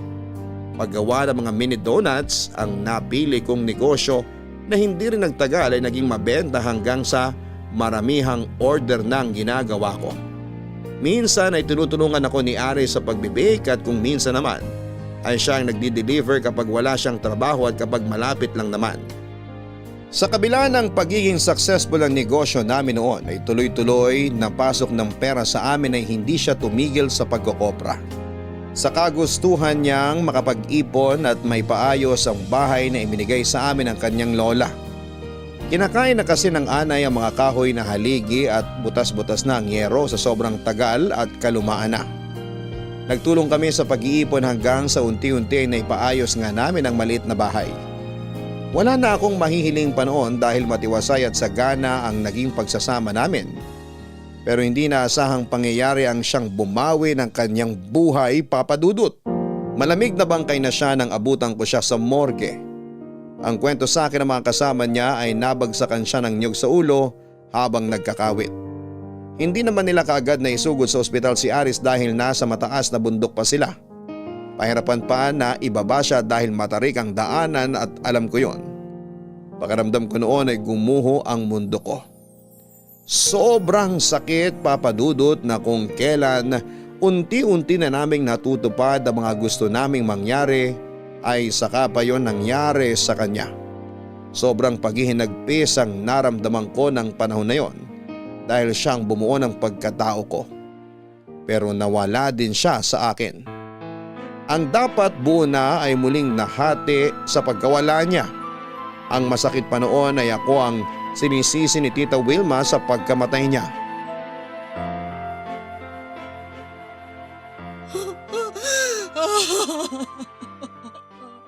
Aris, anak ko! Bakit sa'yo pa nangyari ito? Bakit ikaw pa? Tita? Ikaw! Anong ginagawa mo rito? Lumayas ka rito! Namatay ang anak ko nang dahil sa'yo! Gusto ko lang po sanang makita si Aris. Hindi! Lumayas ka! Layas! Ma, ano ba? Tama na. Igalang niyo naman si kuya kahit ngayon lang. Burol niya tapos ganyan kayo. Bigyan niyo naman ng katahimikan si kuya. Tsaka wag niyo nang isisi kay Rian yung pagkamatay ni kuya. Si Rian ba ang pumatay? Hindi naman, di ba? Aksidente ang kinamatay ni kuya.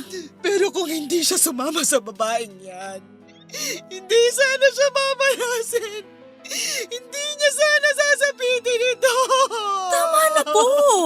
Respeto niyo naman sana si kuya kahit ngayon lang. Hindi siya matutuwa na ganyan ang pakikitungo niyo sa asawa niya. Anong asawa pinagsasasabi mo? Hindi yan asawa ng kuya mo. Ma, ano ba? Patay na nga si kuya, ganyan pa rin kayo? Wala tayong magagawa kung siya ang mahal ni kuya. Nagmamahalan silang dalawa kaya sino ba tayo para tumutol sa kanila? Tigilan mo ako, Jocelyn. Huwag mo akong sabihan kung anong dapat kong gawin. Anak lang kita. Manahimik ka kung ayaw mo pati ikaw madamay sa galit ko. Di na ako magtataka kung bakit mas pinili ni kuya na umalis sa atin. Kasi feeling nyo kayo lang ang tama at dapat masunod. Para kaming mga robot na laging nakasunod sa mga sasabihin nyo kahit sobra na, kahit mali na. Hayop ka! Mga walang utang na loob! Mga pweset! Magsama-sama kayo! Pasensya ka na ha. Nadamay ka pa sa galit ni tita sa akin. Wala yun. Sumusobra naman kasi talaga siya. Kailangan niyang makarinig ng ganun paminsan-minsan para naman magpreno siya sa kakatalak niya. Maraming salamat sa pagtatanggol mo sa akin. Gustong-gusto ko lang talaga makita ang kuya mo. Ginawa ko lang ang dapat. Wala ka naman talagang kasalanan eh. Naghahanap lang talaga si mama ng masisisi kasi nga punong-puno ng galit ang puso niya. Pero baka nga tama si tita. Na ako ang dahilan kung bakit namatay ang kuya mo. Hindi, ano ka ba? Huwag mong pinag-iintindi yung mga sinasabi ni mama. Ganun yun minsan. Di niya alam yung mga lumalabas sa bunganga niya. Saka kahit naman siguro hindi kayo umalis sa amin, mangyayari pa rin to kay kuya. Kasi nga, kung nakatakda talaga ang isang bagay, mangyayari at mangyayari. Di ko alam kung anong dahilan ng Diyos kung bakit binawi niya agad si kuya. Pero isa lang ang alam ko. Lahat ng ginagawa niya, may dahilan. Kaya lang, ang sakit. Parang nung isang araw lang, ang saya-saya namin nag-uusap. Tapos kahapon ng umaga bago siya umalis, sobrang lambing niya. Malambing naman talaga siya, kaya lang sobra talagang lambing niya kahapon na parang ayaw na niyang umalis. Na parang ayaw niya akong iwan sa bahay. Yun na pala yung huling beses na malalambing niya ako. Huling beses na mayayakap ko siya. Hindi ko alam kung paano na ako ngayong wala na siya. Parang hindi ko kaya. Huwag mong sabihin yan. Hindi matutuwa si kuya kapag narinig niyang sinasabi mo yan. Andito ako. Alam kong huli na pero gusto kong bumawi kay kuya. Para sa lahat ng sakripisyo niya sa pamilya namin simula pa noon. Hindi man sa kanya, pero alam kong makakabawi ako sa kanya sa pamamagitan mo. Magiging masaya si kuya kapag nalaman niyang hindi ka na mag-iisa. Ayoko nang abalahin ka pa. Siguro ako nga talaga ang nagdala ng malas sa buhay ng kuya mo. Baka madamay ka pa. Parusa siguro to sa akin kasi may asawa akong tao pero nakipagrelasyon ako sa iba. Oo, kasal ka sa iba. Pero matagal na nga kayong hiwalay, di ba? Huwag mong pahirapan ang sarili mo. Hindi ka pinarurusahan ng Diyos. Malamang sa malamang, may plano talaga siya para sa'yo. Kung ano mang plano niya, wala akong pakialam. Bakit kailangan si Aris pa? Pwede namang ako na lang. Hindi deserve ni Aris ang mamatay ng ganito kaaga. Ang dami pa naming plano sa buhay ng magkasama. Ay, ano man ang nangyayari ngayon, hindi natin dapat questionin ng Diyos. Alam kong mahirap pero hindi lang naman ikaw ang nawalan. Kami rin. Nawalan kami ng isang miyembro ng pamilya. Masakit, Rian. Kasi si kuya ang nagtaguyod sa aming magkakapatid simula pa nung bata kami. Pero yung iba naming kapatid na kapag tapos lang, lumuwas na ng Maynila at hindi na kami naalala. Ni hindi man lang nakaalala sa taong nagsakripisyo ng husto para mapagtapos sila ng pag-aaral. Di ko pinangarap tumulad sa kanila, kaya kung kaya ko, gusto kong bumawi kay kuya kahit sa pamamagitan mo lang. Kaya sana wag mo akong tanggihan. Kung kailangan mo ng tulong, basta kaya ko, handa kong tulungan ka. Maraming salamat, Jocelyn. Pero hindi ko man lang nalaman na may iba pa pala kayong kapatid. Matagal na rin kasing kinalimutan ni kuya na may iba pa kaming mga kapatid. Masamang-masama ang loob ni kuya. Hindi nga naman daw siya humihingi sa mga kapatid namin ng kapalit. Yun lang daw sanang kumustahin man lang kami dito. Pero kahit yun, hindi nila nagawa. Nakakaawa naman pala ang kuya mo. Sana man lang naisip nila yung hirap ng kuya nyo para sa kanila. May mga ganun talaga sigurong tao. Na kahit kapatid mo pa kaya mong talikuran. Ano nga kasi yung kasabihan na yon? Hindi marunong lumingon sa pinanggalingan? Oo, yun nga. Pero salamat talaga, Jocelyn, ha?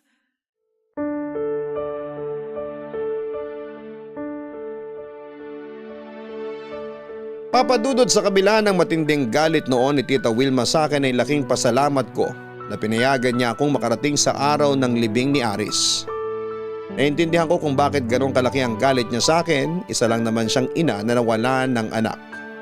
Sayang nga lang at hindi man lang sila nagkaayos ng kanyang anak bago ito mawala. Namatay ito nang may sama pa rin ang loob sa kanya. Muntik na nga ako ang mahimatay noon, Papadudot, nang ibaba na ang kabaong niya. Pakiramdam ko ay hindi ko nakakayanin na mabuhay nang wala siya, pero tila may ibang plano para sa akin ang tadhana dahil makalipas lang ang isang buwan ay nagsimula akong makaramdam ng kakaiba sa aking katawan, Papadudot. Ang akala ko noon ay baka dahil lamang sa stress at depression sa pagkawala ni Aris. Madalas kasing mainit ang ulo ko at may mga amoy o lasa na ayaw ko. Kaya pansamantala rin akong nagsara noon. Ayaw ko kasing naaamoy ang amoy ng harina at chocolate ng mga panahong yon. At dahil nga nakakaapekto na yon sa negosyo ko at sa pang-araw-araw na gawain ko, dahil madalas din akong nahihilo ay minabuti ko magpa-check up na sa doktor. Papadudot, laking gulat ko nga nang sabihin sa akin ng doktor na 2 buwan na akong buntis. Hindi ako makapaniwala. Ilang ulit pa ako nagtanong noon sa doktor dahil baka nagkamali lamang siya. Sinabi ko pa sa kanyang diagnose ako na may PCOS kaya imposibleng buntis ako. Ang tagal na naming sinusubukang makabuo pero lagi kaming bigo. Ang sabi naman sa akin ng doktor ay hindi yun imposible pero napakaliit nga lang ng tsansa na magbuntis sa mga kagaya kong may PCOS. Magpasalamat na lang daw ako dahil isa ako sa mga daang may PCOS na nabigyan ng pagkakataon na magbuntis. Halo-halong emosyon ang naramdaman ko ng mga oras na yon, Papadudot. Napaiyak pa nga ako dahil sa magkahalong saya at lungkot. Masaya akong magkakanak na ako pero malungkot ako dahil hindi man lang siya nakita at nahagka ng ama bago ito nawala. Naiparamdam ko sana kay Aris ang saya ng pagiging isang ama. Dahil yun ang nararamdaman ko ng mga oras na yon. Sobrang saya ko na sa wakas ay magiging nanay na ako. Pero sa kabila ng biyayang dumating sa amin ni Aris ay hindi tinanggap ni Tita Wilma ang bata dahil iniisip niyang hindi kay Aris ang ipinagbubuntis ko. Mabuti na lamang at nasa panig ko si Jocelyn. Napakalaking challenge kasi para sa akin noon ang magbuntis nang wala akong kasama sa bahay, pero sa tulong ni Jocelyn at pag-alalay sa akin ay nakaya ko. Sa ngayon nga ay masaya na ako kasama ang munti naming anghel ni Aris. Kahit pa nga hindi pa rin siya tanggap ng kanyang Lola Wilma, nagpatuloy ako sa buhay bilang isang full-time mom at small business owner. Nag-resign na rin ako bilang online tutor dahil gusto kong mas matutukan ang pag-aalaga sa aking anak at sa pagmamanage ng negosyo. Ang mga biik namin noon ay malalaki na ngayon at kaunting panahon na lamang ay pwede nang ibenta. Kahit wala na nga si Aris ay pinagpatuloy ko lahat ng mga nasimula namin. Maging ang bahay na ibinigay ng kanyang lola sa kanya ay hindi na niya binawi mula sa akin. Sinabi pa sa akin ng kanyang lola na nasa akin na rin daw kung ano ang bala kong niyugan na ibibigay niya kay Aris. Ang sabi ko ay hindi ko na yon pakikialamanan dahil wala naman akong karapatan sa lupang yon, kaya ang sabi niya ibebenta na lamang niya sa may gusto. Papadudot dinadalaw-dalaw ko na lamang ang puntod ni Aris kasama ang aming anak kapag araw na wala akong masyadong order na gagawin at kapag special occasion namin kagaya ng birthday at anniversary namin. At sa darating nga na first birthday ng anak namin ay mas gusto kong i-celebrate na lamang yon sa puntod ni Aris. Para kahit na wala siya ay tila kasama na rin namin siya sa mga special events na nangyayari sa amin ng anak niya. Lagi na rin ako nagsisimba ngayon, Papa Dudut, dahil nagpapasalamat ako na sa kabila ng mga hindi magandang pangyayari ay binigyan niya kami ni Aris ng isang napakagandang regalo. Sigurado ako na kung nasaan man ang mahal kong si Aris ay napakasaya na niya. Totoo nga ang sinabi niya na habang may buhay ay may pag-asa. At dito ko na nga po tinatapos ang hopeful na kwento ng aking buhay. Maraming salamat po, Papa Dudut, sakali man na isa itong aking sulat sa mapalad na mapili ninyong basahin sa araw na ito. Dito sa Barangay Love Stories. More power po sa inyong programa. Ang inyong forever kapuso at kabarangay, Rian. Maraming salamat, Rian, sa pagbabahagi mo ng iyong inspiring na kwento. At congratulations sa inyo ng baby mo. Talaga nga namang hindi natin malalaman kung ano ang mangyayari sa kinabukasan, kaya habang nasa iyo pa at kasama mo pa ay pahalagahan mo. May mga bagay din na akala mo ay wala ng pag-asa pero may iba palang plano ang nasa itaas. Nasa sa atin lamang kung paano natin ito tatanggapin at pagyayamanin. At huwag kakalimutang magpasalamat sa kanya sa regalong kanyang ibinibigay. Hanggang sa muli, ako po ang inyong si Papa Dudut sa mga kwento ng pag-ibig, buhay at pag-asa sa Barangay Love Stories number 1. Sabay-sabay nating pakinggan ang iyong kwento ng pag-ibig, buhay at pag-asa. Ipadala lang sa barangaylovestories@yahoo.com. Nagustuhan ng iyong napakinggan? Ituloy yan via live stream sa www.gmanetwork.com/radio. Barangay Love Stories. Love Stories.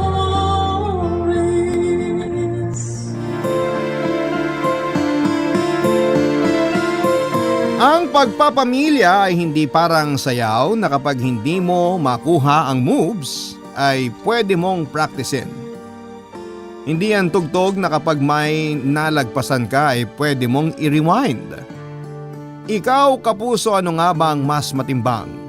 Pamilya o ang pangarap?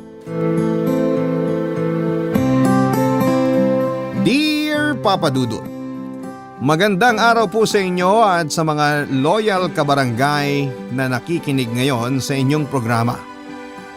Tawagin niyo na lamang po ako sa pangalang Chris.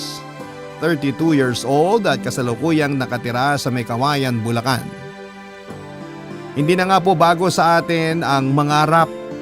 Bata pa lamang tayo ay nabubuo na sa ating murang isipan kung ano ang gusto natin sa ating paglaki. Kagaya ko na nangangarap na maging isang sikat na dancer. Kaya naman porsigido ako ng husto sa pagpapractice ng sayaw hanggang sa madalas ay sumasali na ako sa mga dance contests sa mga barangay o kaya naman ay sa school noong high school at college ako. Minsan pinapalad na manalo, minsan naman ay hindi. Pero hindi ako tumigil at mas pinagbuti ko ang pag-iensayo. At kalaunan ay lumawak ang koneksyon ko sa iba pang mga dancer na kagaya ko at isinali ako sa grupo para dumayo sa iba't ibang lugar kapag may contest. Hindi naman sa pagmamayabang ay napakalakas ng karisma ko pagdating sa mga babae. Kaya ang dami ring babaeng nagkagusto sa akin noon, pero isa lang ang babaeng nagpatibok sa puso ko. Walang iba kung hindi si May. Nakilala ko siya nang minsang may contest sa isang barangay sa Quezon. Isa siya sa mga nanonood at sa dinami-dami ng mga nanonood ay nakapagtatakang sa kanya natuon ang atensyon ko, kaya naman matapos ang aming sayaw noon ay nilakasan ko ang loob ko at nilapitan siya. Nahihiyang nakangiti pa siya sa akin noong lumapit ako sa kanya at halata namang may crush siya sa akin. Nagpakilala kami sa isa't isa at nagkapalagayan ng loob hanggang sa nagpa siya akong ligawan siya. Pakiramdam ko noon ay siya na ang babaeng gusto kong makasama habang buhay, kaya naman sa edad kong 25 noon ay siya naman ay 24, inalok ko na siya na magsama na kami. Bagamat nakatira pa ako noon sa magulang ko ay nagsikap naman ako na makabukod kami. Pero hindi rin naman naging madali ang mga unang buwan ng pagsasama namin dahil madalas kaming magtalo sa usaping pera. May mga panahon kasi na sakto ang budget namin, pero kailangan ko naman ng pangbayad sa costume namin para sa sayaw. Nasabi pa nga ni May na iwan ko na lamang ang pagsasayaw lalo pa at magkakaanak na kami noon. Pero mahal ko po ang pagsasayaw, kaya kahit gusto ko na tumigil na ako ay hindi ko yon ginawa, Papa Dudut. Nagpatuloy ako sa pag-abot sa pangarap kong maging isang sikat na dancer hanggang sa magdalawa na nga ang anak namin ni May na magkasunod lamang ng taon ipinanganak. Wala siyang nagawa noon kundi ang suportahan na lamang ako dahil malinaw naman sa kanyang mahal ko talaga ang pagsasayaw. Pero nagsimula na naman kaming magtalo ng halos hindi na ako umuuwi ng bahay dahil lagi akong busy sa pagpapractice ng sayaw at madalas nga ay hating gabi na akong umuwi. Lahat na halos ng oras ko ay nauubo sa pagsasayaw at hindi ko na inaasikaso ang mga mag-ina ko. Kaya naman madalas talaga kaming magtalo ng asawa ko.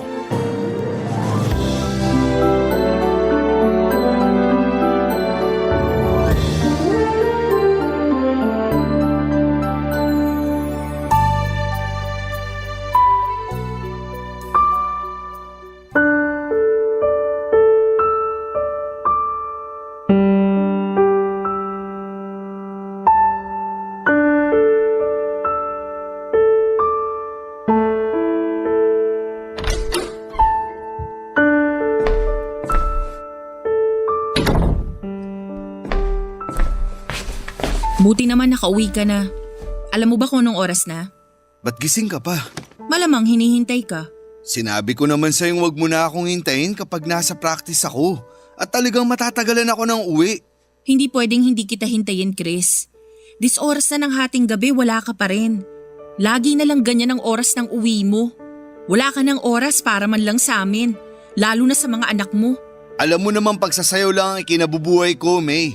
Intindihin mo naman yun. Kung di ko gagawin to, sa tingin mo may papakain ako sa inyo? E di maghanap ka ng trabahong kaya talagang bumuhay ng pamilya. Hindi yung nagtsatsaga ka sa pagsasayaw. Hindi ka naman laging may kita dyan. Kung di kayo mananalo sa contest o kaya makasali man lang sa runner-up, hindi kayo magkakapera. Manalo man kayo, kakarampot lang naman ang makukuha nyo kasi paghahati-hatian nyo pa. Anong problema kung kakarampot lang ang kita ko? Nagugutom ba kayo? Di nga kami gutom. Tipid na tipid naman sa pagkain. Di rin kami makakain ng masasarap. Kundi itlog ang ulam, puro naman delata. O ano, ganito na lang ang kakainin namin habang buhay? Alalahanin mo rin kami, Chris. Hindi habang buhay maliliit ang mga anak natin. Lalaki rin sila at kakailanganing mag-aral. Habang lumalaki sila, mas lumalaki rin ang gastos. Kaya mag-isip kang mabuti. Kung kaya ba talaga kaming buhayin yung pagsasayaw mo? Wag mo namang minamalit ang pagsasayaw ko. Ginagawa ko naman lahat ng paraan para buhayin kayo. Ba't di ka nalang magpasalamat na nakakakain tayo ng 3 beses sa isang araw? Oo, di masarap ang mga pagkain natin. Pero di naman tayo salat na halos walang makain. Chris, sawang-sawa na kami sa itlog at dilata. Kahit yung mga anak mo nagrereklamo na. Bakit daw ganun palagi ang ulam? Nagsasawa na sila. Alam mo ba kung anong tinatanong palagi sa akin ng mga anak mo? Kung kailan daw sila makakakain ng fried chicken man lang. Sabi ko na lang sa kanila, yun lang ang kaya mo kaya wag silang maghanap ng wala.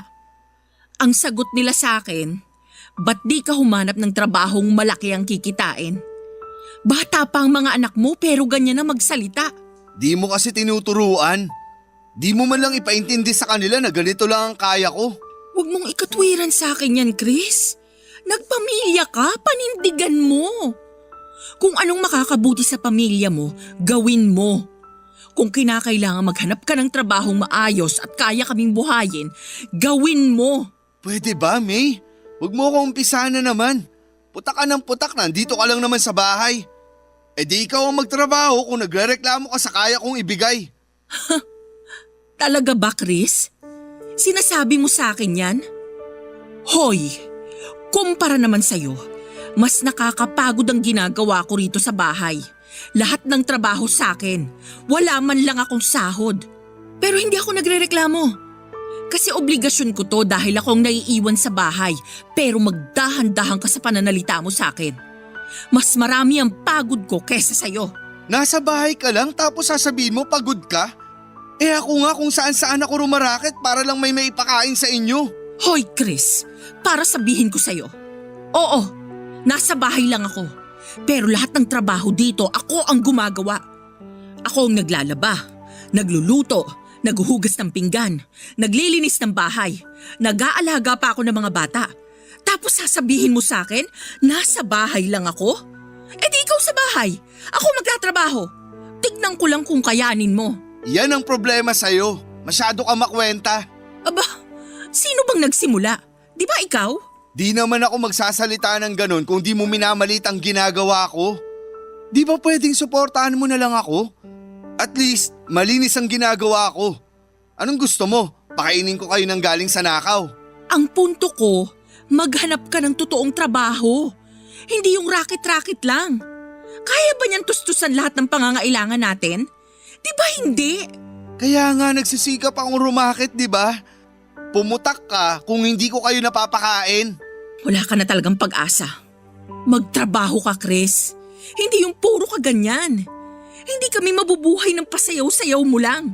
Ang ingay mo, puro ka reklamo. E di ikaw magtrabaho. O sige, ako ang magtatrabaho. Ikaw dito sa bahay. Nahiyaan naman ako sa'yo. Tingin mo yata nakaka-proud yung racket mo eh. Oo, magtrabaho ka. Tutal, puro ka reklamo. Magtrabaho ka para makain mo yung masasarap na pagkain na sinasabi mo. Talaga? Ewan ko talaga kung bakit inasawa pa kita. Gwapo ka nga, wala ka namang diskarte sa buhay. Puro ka putak. Konti na lang talagang tatamaan ka na sa akin. E di sige gawin mo para makita mo yung hinahanap mo. Bahala ka sa buhay mo. Nakakasawa na makipagtalo sa'yo.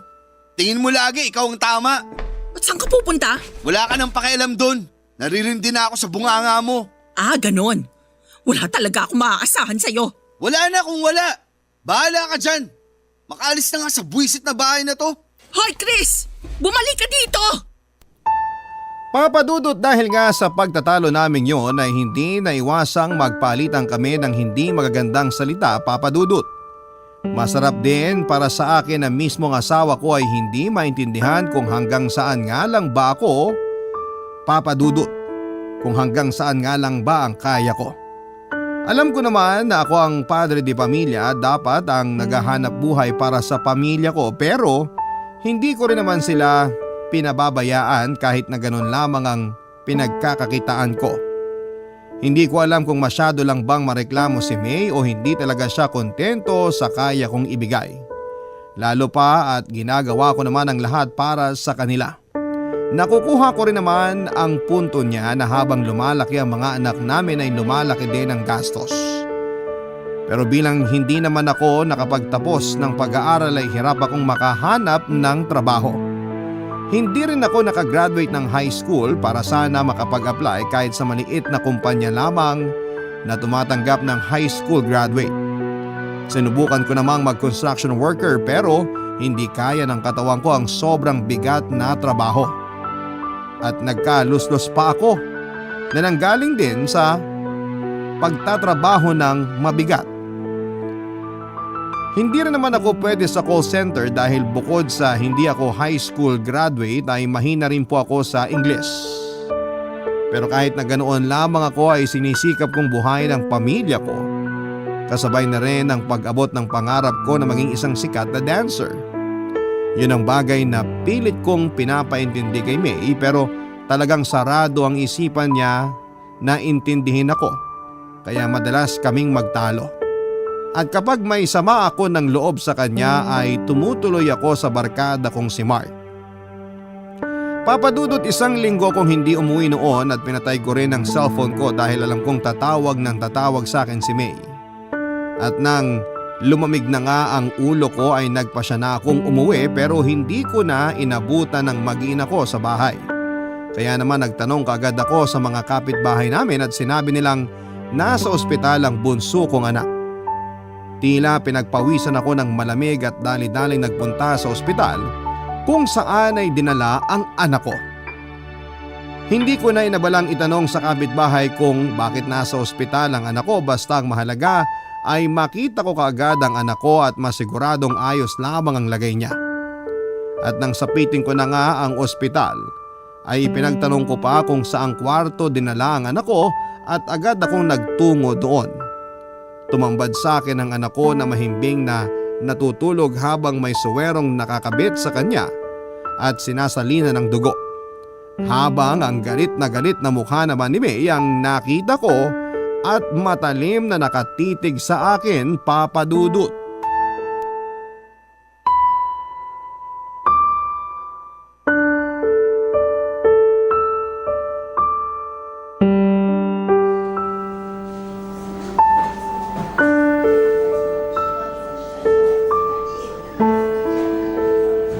Buti naman at lumitaw ka na. Anong nangyari sa anak natin? Di ba obvious? Tignan mong mabuti kung anong nangyari sa kanya. 3 araw, Chris? 3 araw akong walang tigil sa kakatawag sa'yo pero hindi ka man lang makontak. Sobrang taas ng lagnat ng anak natin. Kaya sinugod ko na siya dito sa ospital. Hindi ko pa alam kung saan ko iiwan yung panganay natin at hindi naman siya pwede dito. Hindi ko alam ang gagawin ko kahapon. Tarantang-taranta ako habang ikaw. Hindi ko alam kung sang lupalop ka nandun. At walang inatupag kundi ang mag-practice ng sayaw. Hinaan mo naman ang boses mo at nasa ospital tayo. Sa bahay mo na lang ako pagalitan. O tapos, lalayas ka na naman kapag napagalitan ka.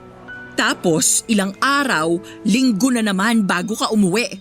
Sorry, hindi ko naman ginusto na mangyari sa anak natin to. Hindi mo nga ginusto. Pero asan ka nung oras na kailangan ko siyang dalhin dito?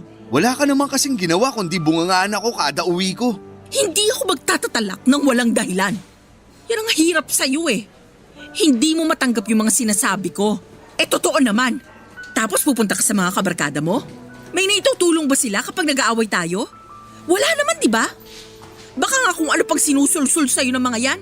Oo na, sige na. Pero please lang, wag muna ngayon. Nakakahiya na tayo sa mga tao dito. May hiya ka pa pala sa lagay na yan? Sorry na, okay? Promise, sa bahay mo na lang ako pagalitan. Tatanggapin ko lahat ng sasabihin mo. Alam ko namang may kasalanan din ako eh. Buti at alam mo. Paano tayo nito? Siguradong malaki-laking bayaran na naman to. Saan tayo kukuha ng pambayad? Rarakit ako. Magtatanong ako sa mga kabarkada ko kung may mga available silang racket. Racket na naman? Ba't pa hindi ka maghanap ng trabaho? Puro ka na lang asa sa mga racket-racket na yan. Akala ko ba nag-usap na tayo tungkol dito? Oo, nag-usap tayo. Pero hindi pa tayo tapos. Ay, ano pa bang gusto mong gawin ko? Kung kaya ko nga lang talaga maghanap ng ibang trabaho, ginawa ko na. Alam mo naman yun. Sinubukan ko na mag-construction worker. Chris naman, ano ba naman yung mga dahilan mo sa akin? Construction worker lang ba ang pwede mong applyan? Ang dami-daming trabaho na hindi naman nangangailangan ng high school graduate. Ang sabihin mo, mapapabayaan mo ang pagsasayaw mo kapag nagtrabaho ka na talaga. Alam mo, hindi ko na talaga alam ang gagawin ko sa'yo. Hindi pumapasok sa kokote mo lahat ng sinasabi ko. Hindi mo maintindihan ang mga punto ko. Di mo rin naman ako iniintindi. Ang tagal na kitang iniintindi, Chris. Pilit kong isinasaksak sa isip ko na yan lang ang kaya mo. Kaya dapat makontento ako. Pero alam mo, Pinasok-pasok mo tong pagpapamilya na to, kaya dapat panindigan mo. Hindi pwedeng ganyan na lang, Chris. Kung pwede nga lang na may magbantay sa mga anak natin, ako na lang ang magtatrabaho. Kung ibibiling ko naman ang mga bata sa magulang ko, anong sasabihin nila? Itatanong nila sa akin kung anong ginagawa mo. Ba't hindi ikaw ang nagtatrabaho? Pinagtatakpan kita sa mga magulang ko hanggat maaari. Dahil alam kong isusumbat din nila sa akin na itong napala ko kasi nag-asawa ko ng maaga. At ang napangasawa ko pa, kagaya mo. Bakit, May? Anong problema sa akin? Hindi ko naman kayo pinababayaan ah.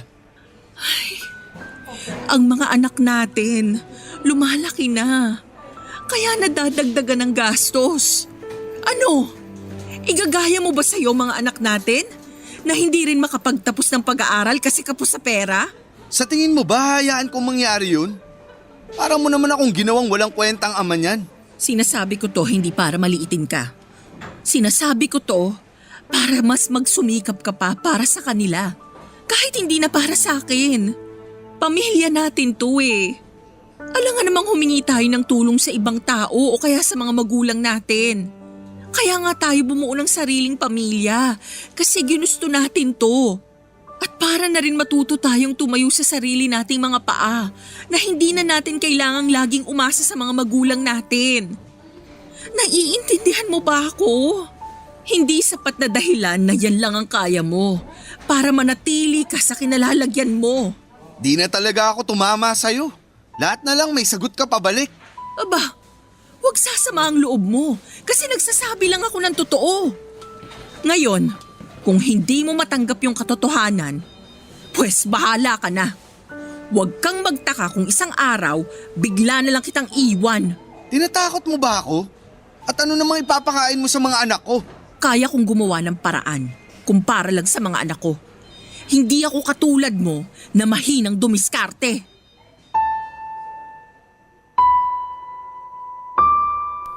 Papadudod problemado nga kami noon kung saan kukuha ng pambayad sa ospital.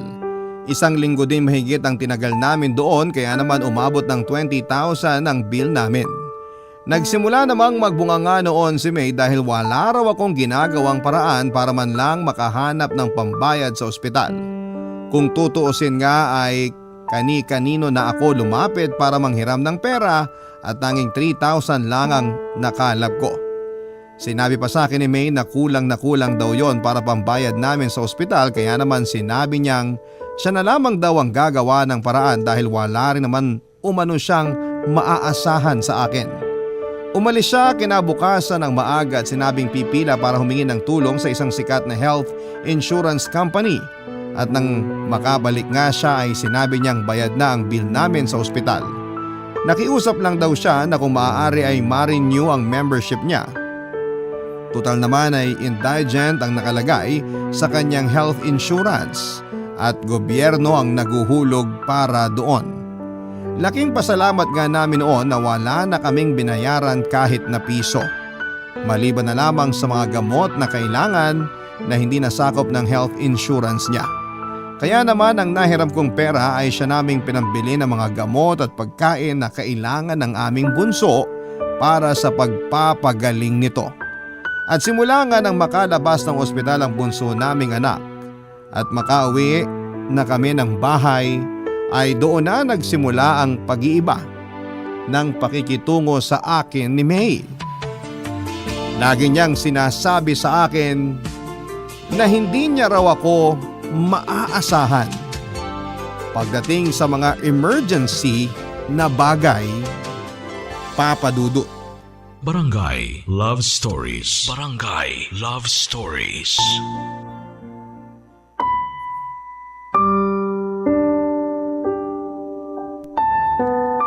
Sa totoo lang, Papa Dudut, ay nagsasawa na ako sa paulit-ulit na sinasabi ni May sa akin na tila na mamanhid na ang buong pagkatao ko.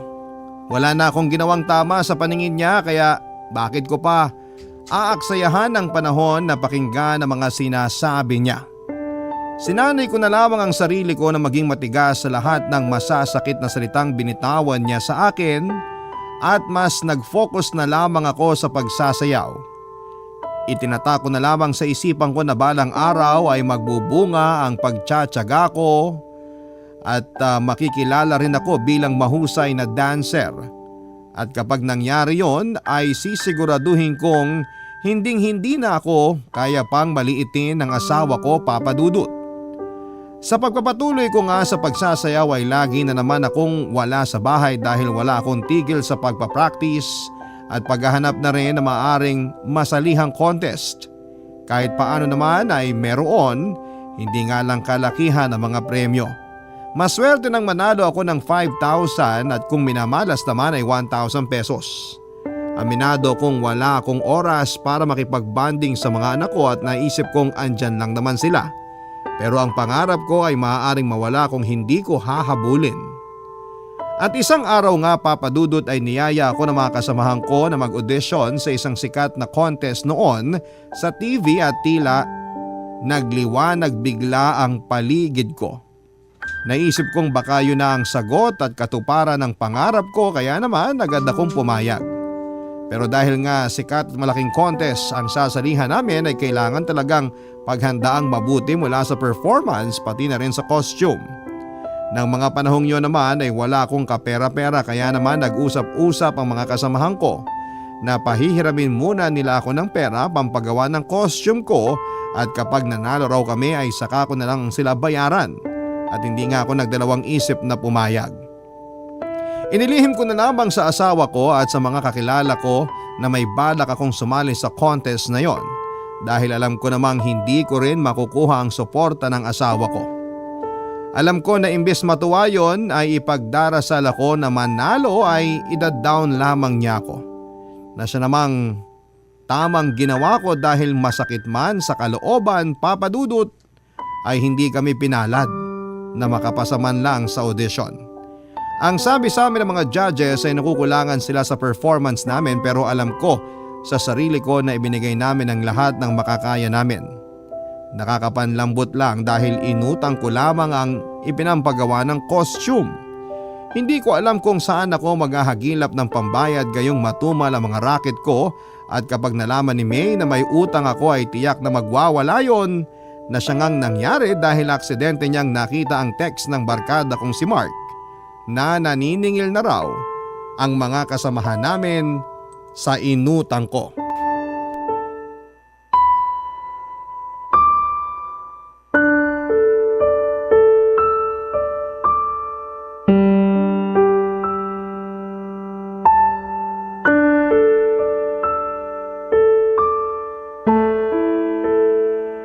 Hoy Chris, umamin ka nga sa akin. Ano na naman bang problema mo? Ang aga-aga, putak ka ng putak. Nabasa ko yung text ni Mark sa'yo. Kanino ka na naman ba may utang? At para sa costume pa talaga kaya ka nagkautang? Akin na nga yung cellphone ko. Ano na naman bang kinakalkal mo dito? Hindi ko kinakalkal yan. Kanina pa tumatawag si Mark, pero hindi ko naman nasagot. Baka ka ako importante, kaya ko kinuha. Nung sasagutin ko na sana, bigla naman siyang nag-text. O ayan. Wala ka nang pakialam sa utang ko dahil hindi naman ikaw magbabayad nun. Ah, ganon. Hindi ka na nga makapagpasok ng pera dito sa bahay kasi wala kang trabaho. May gana ka pang mangutang para lang sa costume. Pwede ba? Tigilan mo muna ako. Masyado kang apektado. Hindi naman ikaw magbabayad. Paano hindi ako magiging apektado? Kulang na nga yung kinikita mo sa kakaraket mo. May gana ka pa talagang mangutang? Nakakain ba yung costume mo? Tsaka wag mong idadahilan sa akin na hindi naman ako magbabayad. Imbis na kung ano-anong walang kwentang pinagkakagastusan mo, unahin mo muna ang pamilya mo. Alam mo ikaw, wala kang ginawa kundi magbunganga. Putak ka ng putak, di mo naman alam ang sinasabi mo. Puro ka reklamo. Magreklamo ka kung di kita napapakain. Kung wala kang maayos na tirahan. Wala ka nang ibang ginawa kundi ipamukha sa akin na ganito lang ako. Na akala mo, totoo na akong walang kwentang asawa at ama. Bakit? Hindi ba totoo? Ipinagmamalaki mo na tong buhay na binigay mo sa amin ng mga anak natin? Kung saan-saan na naman nakarating yung mga sinasabi mo. Utang lang ang pinag-uusapan natin. Babayaran ko rin naman yon kapag nakahanap na ako ng mas malaki-laking racket.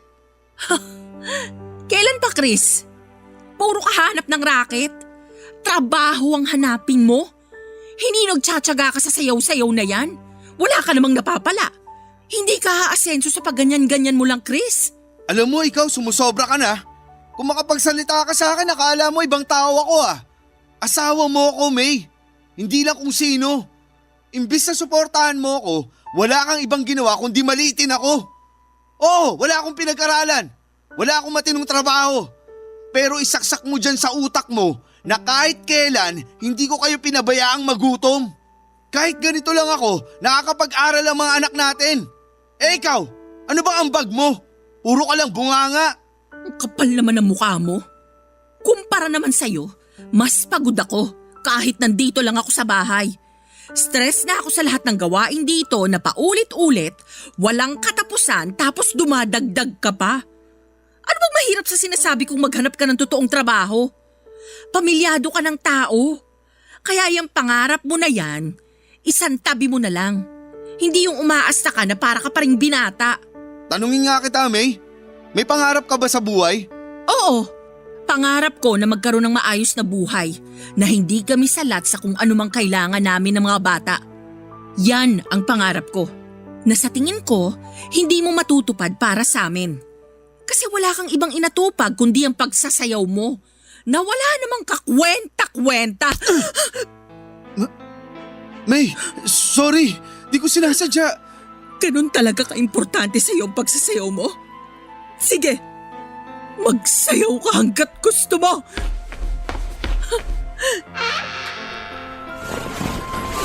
May, anong ginagawa mo? Ba't ka nag-iimpake? Sorry, di ko talaga sinasadyang masaktan kita. Hindi mo sinasadya? Mag-usap naman muna tayo. Tigilan mo yan. Wala na tayong pag-uusapan, Chris. Punong-puno na ako sa'yo. Hindi na kita kayang pakisamahan pa. Sorry, hindi na mauulit. Nabigla lang din ako. Tama na, Chris. Tigilan na lang natin to. Ayoko na. Teka, paano ang mga bata? Isasama ko sila.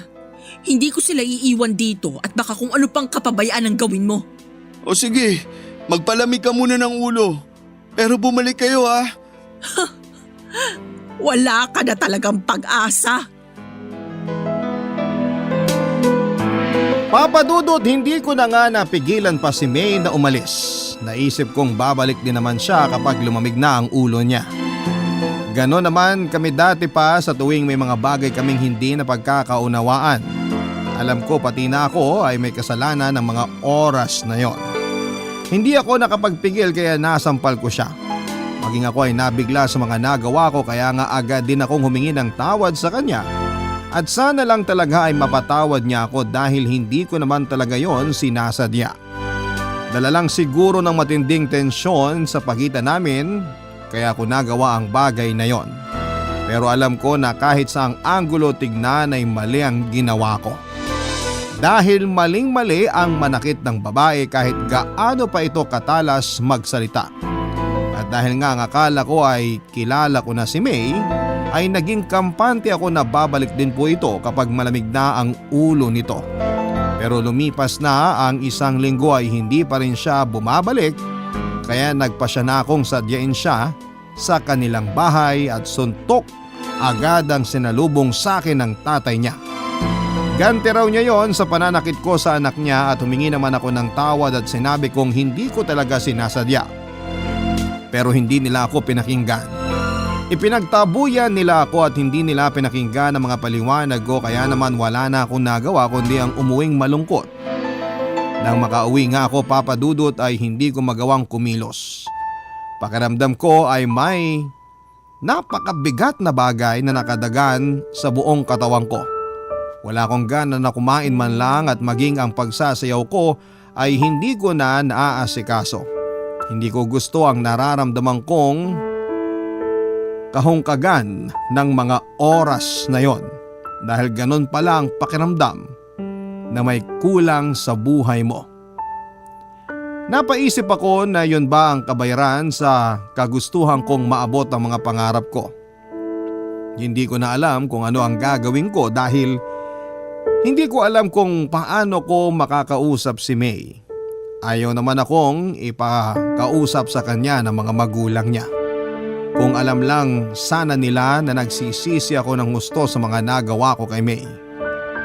Nanalangin ako sa Diyos na sana'y mapatawad nila ako at hindi pa sana mahuli ang lahat para maayos namin ang aming pamilya. Pero saktong pagkatapos kong magdasal ay siya namang pagtawag ni Mark sa cellphone ko. Dali-dali ko yung sinagot at hindi ko inaasahan ng isang masamang balitang tila mas nagpabigat ng kalooban ko.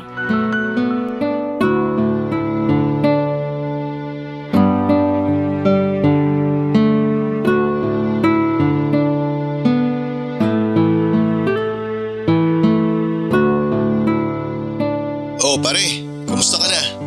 Ano, punta ka sa practice mamaya? Pasensya na pare, baka di ako makapunta. May problema kasi ako ngayon. Nga pala pare, may itatanong sana ako sa'yo eh. Pero wag mo sanang isipin na nanghihimasok ako sa buhay mo ha. Ano bang itatanong mo? Ayos lang ba kayo ng asawa mo? Sa totoo lang, di ko alam. 1 linggo na siyang wala dito sa bahay kasama yung mga bata. Kagagaling ko nga lang sa kanila ngayon pero di naman niya ako kinakausap. Ayaw din ng mga magulang niya na magkausap kaming dalawa. Pero ba't mo nga pala natanong? Wala naman. Since nasabi mo kasi na may problema ka, naisip ko na baka tungkol kay May yung problema mo. Oo. Nagtalo kasi kami ng matindi nung nakaraan. Di ko na kontrol yung sarili ko kaya nasampal ko siya. Sinaktan mo si May? Pare, di ko naman sinasadya yun. Nabigla lang talaga ako. Sunod-sunod kasing pang-insulto ang ginawa niya sa akin eh. Pare, kahit anong rason pa yan, babae yun. Asawa mo yun. Di mo dapat siya sinasaktan. Kahit gaano pa kabasura yung pinagsasabi niya sa'yo. Alam ko naman yun eh. Di ko lang talaga napigilan ang sarili ko. Kahit ako nabigla ako sa nagawa ko. Pero pinagsisihan ko naman na yun pare. Mahal ko si May. Kahit ganun siya sa akin. Simula ba nung umalis siya dyan, di na kayo nagkausap? Hindi eh. Di ko rin kasi matawagan ng cellphone niya. Laging busy. Nakablock yata ang number ko sa kanya. Pero pare, ito lang ha. Paano kung may iba na pala si May? Iba? Ibang ano? Iba. Ibang lalaki. Ibang boyfriend. O baka may bago na siyang kinakasama. Pare, imposible naman yata yan. Ako ang asawa niya. Pero hindi naman kayo kasal, di ba? Sinasabi mo bang may lalaki si May? Huwag mong mamasamain pero hindi malabong mangyari yun. Lalo na sa sitwasyon nyo ngayon. Pare, may tampuhan lang kami ni May. Hindi pa kami hiwalay. Pare siguro para sa'yo tampuhan lang yun pero para kay May, hiwalay na kayo. Teka nga, bakit kung magsalita ka parang may laman? Kasi pare, nakita ko si May nung nakaraan. Di ko lang matandaan kung anong araw yun pero sigurado ako na nakita ko siya. Bale, nangyari, natsyempohan ko siya sa palengke. Pero may kasamang lalaki. Baka naman kapatid niya. O kaya pinsan. Puro lalaki ang mga pinsan ni May. Malabong pinsan yun pare. May magpinsan ba na lalaki at babae na naghahawakan ng kamay? Tapos yung lalaki nakahawak sa bewang ng babae habang naglalakad? Magpinsan ba yung ganon? Sigurado ka ba sa sinasabi mo? Baka naman kamukha lang ni May yun. Pare hindi pa malabo mga mata ko. Alam ko kung ano yung nakita ko. Hindi. Mahal ako ni May. Di niya magagawa sa akin to. Okay sige, nandun na tayo na hindi niya magagawa sa iyo yun. Pero pare, sa paulit-ulit na pagtatalo niyong dalawa, hindi malabong mawala ng pagmamahal si May sa'yo. Lalo pa ngayon na napagbubuhatan mo pala siya ng kamay. Baka isipin nun na sa susunod hindi lang yun ang magawa mo sa kanya. Baka magdilim paningin mo, di mo makontrol sarili mo kaya naisip niya na iwang ka kaysa mapahamak siya.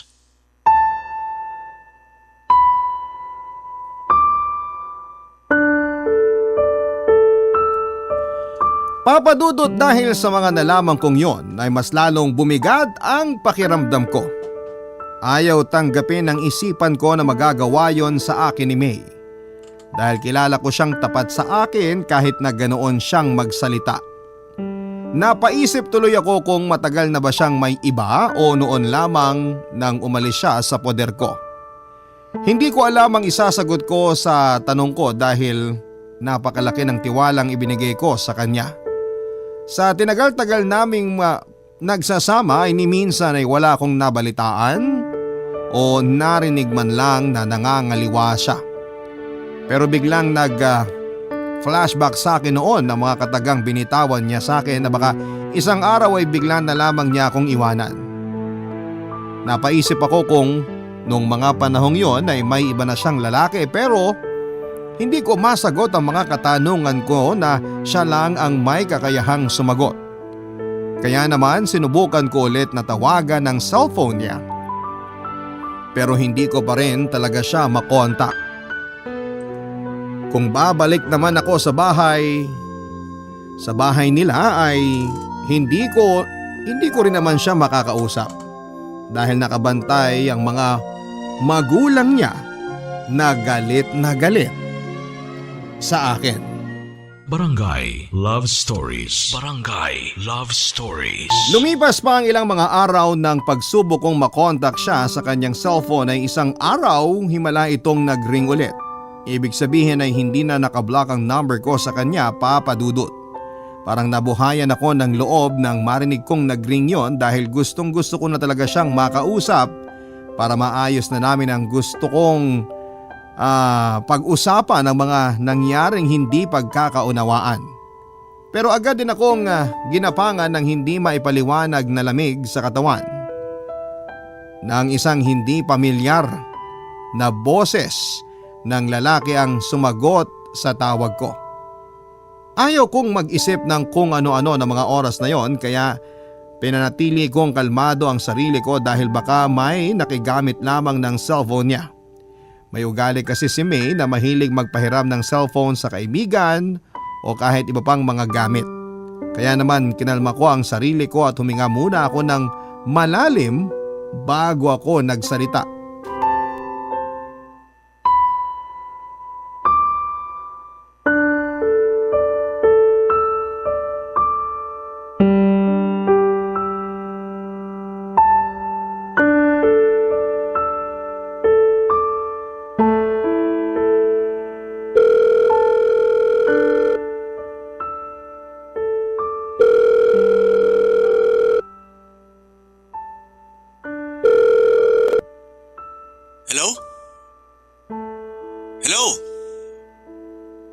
Hello, sino ba to? Kung di ka magsasalita, papatayin ko na to. Andyan ba si May? Bakit? Sino to? Andyan ba siya? Gusto ko lang sana siya makausap. Sino ka nga muna? Ako nga dapat ang nagtatanong sa'yo kung sino ka eh. Hindi mo ba ako kilala? Hindi ba nakasave ang number ko dyan sa cellphone niya? Sa tingin mo magtatanong ako kung kilala kita? Sira ka ba? Kung di mo ako kilala, pues magpapakilala ako. Ako lang naman ang asawa ng may-ari ng cellphone na yan. Anong nakakatawa? Wala naman kasing nabanggit si May na may asawa siya. Ex-live-in partner meron. Wala akong pakialam kung ano pa yan. Basta sinasabi ko sa'yo na asawa ako ni May. Ikaw ang tatanungin ko. Sino ka ba? At bakit hawak mo ang cellphone ng asawa ko? Pre, hindi pa ba halata? Ako nang bagong kinakasama ni May. Di ako naniniwala. Asan ang asawa ko?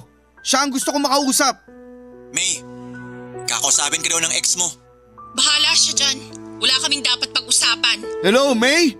Kausapin mo naman ako. Mag-usap tayo, please. Narinig mo siya, pre. Ayaw kanyang kausap. Ibigay mo sa kanya yung cellphone. Pre, di mo ako utusan. Kung gusto mo siyang makausap, gumawa ka ng paraan. Pero sa tingin ko malabo na talaga makipag-usap siya sa'yo. Hoy lalaki, hindi pa kami hiwalay kaya huwag kang epal. Di pa kayo hiwalay sa lagay na yan? Iniwan ka na nga niya eh. Idedemanda ko kayong dalawa. Wow! Ididemanda mo kami? Anong ikakaso mo sa amin? Pre, baka nakakalimutan mo. Di kayo kasal ni May. Hayop ka? Sabihin mo na lahat ng gusto mong sabihin. Pero isa lang ang masasabi ko sa'yo. Wala kang karapatang magpamilya kung di mo kayang pangatawanan. Magkita na lang tayo pre. Mag-usap tayong dalawa. Lalaki sa lalaki. Harapin mo ko nang malaman mo kung anong sinasabi mong di ko kayang pangatawanan ng pagpapamilya. Salamat na lang pero di ako pumapatol sa isip bata. Papadudot, gustong gusto ko pong manapak na mga oras na yon. Gusto kong bugbugin ang lalaking yon pero ayaw naman niyang makipagkita sa akin. Sobrang sakit pala na malamang may ibang lalaki ang asawa mo. Oo, lagi kaming nagtatalo pero ni minsan ay hindi ko naisip na maghahanap ng iba dahil sila ang pamilya ko. Binuo ko ang pamilyang yon kaya dapat kong panindigan. Pero bakit hindi niya nagawa? Sana man lang ay nakipaghiwalay siya ng maayos sa akin dahil palalayain ko naman siya kung yun talaga ang gusto niya. Ang sakit lang na tinapakan na nga niya ang pagkatao ko ay iniputan pa niya ako sa ulo. Ang hirap pala kapag ang lalaking kagaya ko na walang maayos na trabaho dahil paniguradong iiwan at iiwanan talaga kami. Pero hindi naman siguro matibay na dahilan yon para ipagpalit niya ako ng ganon-ganon na lamang. Dahil kung talagang mahal mo ang isang tao ay handa kang tanggapin ang kakayanan at pagkukulang niya. O baka mali rin ang pananaw kong yon. Pera na nga marahil ang basihan ngayon. Kapag mapera ka, mahal ka, bida ka, the best ka. Pero kapag wala kang pera, isasantabi ka at mas malalang iiwanan ka pa. Kagaya ng ginawa sa akin ni May. Ganon na lamang kadali sa kanya na iwanan ako dahil lamang sa kawalan ko ng sapat na kita at maayos na trabaho. Alam kong may kasalanan din ako pero hindi naman yon sapat na dahilan para ganon ang iganti niya sa akin. At dahil nga sa pangyayaring yon ay ilang araw akong matamlay at hindi makasabay sa practice. Halos ilang buwan ko ring ginugol ang oras ko sa pagsasayaw at pagpapractice ng walang pahinga. Pero hindi katulad ng dati ay palagi na lamang ako nagkakamali sa mga steps. At dahil na nga rin sa sobrang stress ay natuto ako mag-inom na hindi ko naman ginagawa dati.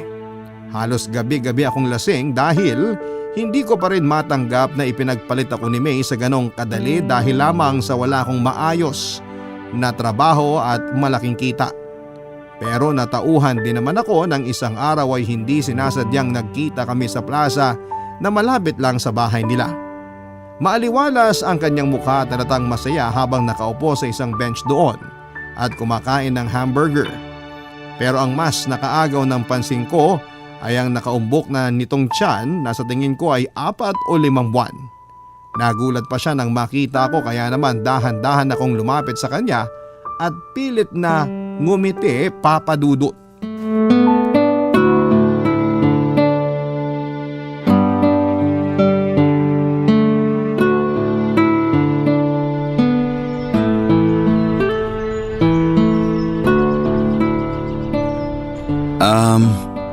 Hi. Hi, Den. Kumusta ka na? Ayos lang. Pwede ba kitang makausap? Sige. Saan mo ba gustong makipag-usap? Kahit dito na lang. Tungkol saan ba ang pag-uusapan natin? Wala ka bang ideya kung tungkol saan? Wala tayong maayos na hiwalayan, May. Pero may tanong lang ako. Bakit mo ginawa sa akin yun? Pwede ka namang makipaghiwalay sa akin ng maayos. Papayagan naman kita kung yun talaga ang gusto mo. Papayag? Di siguro. Kasi lahat ng sabihin ko sa'yo, hindi mo pinakikinggan. Yun nga lang sinabi kong maghanap ka ng trabaho, hindi ka nakinig. Yun pa kayang makikipaghiwalay ako? May, gusto kong humingi ng tawad sa lahat ng pagkukulang ko sa'yo. Sa inyo ng mga bata.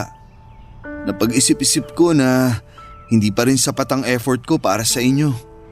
Mas inuna ko yung paghabol ko sa pangarap ko na hanggang ngayon hindi ko pa rin naaabot. Maabot mo sana ang mga pangarap mo kasi sayang naman. Kami ang naging kapalit ng paghabol mo sa pangarap mo.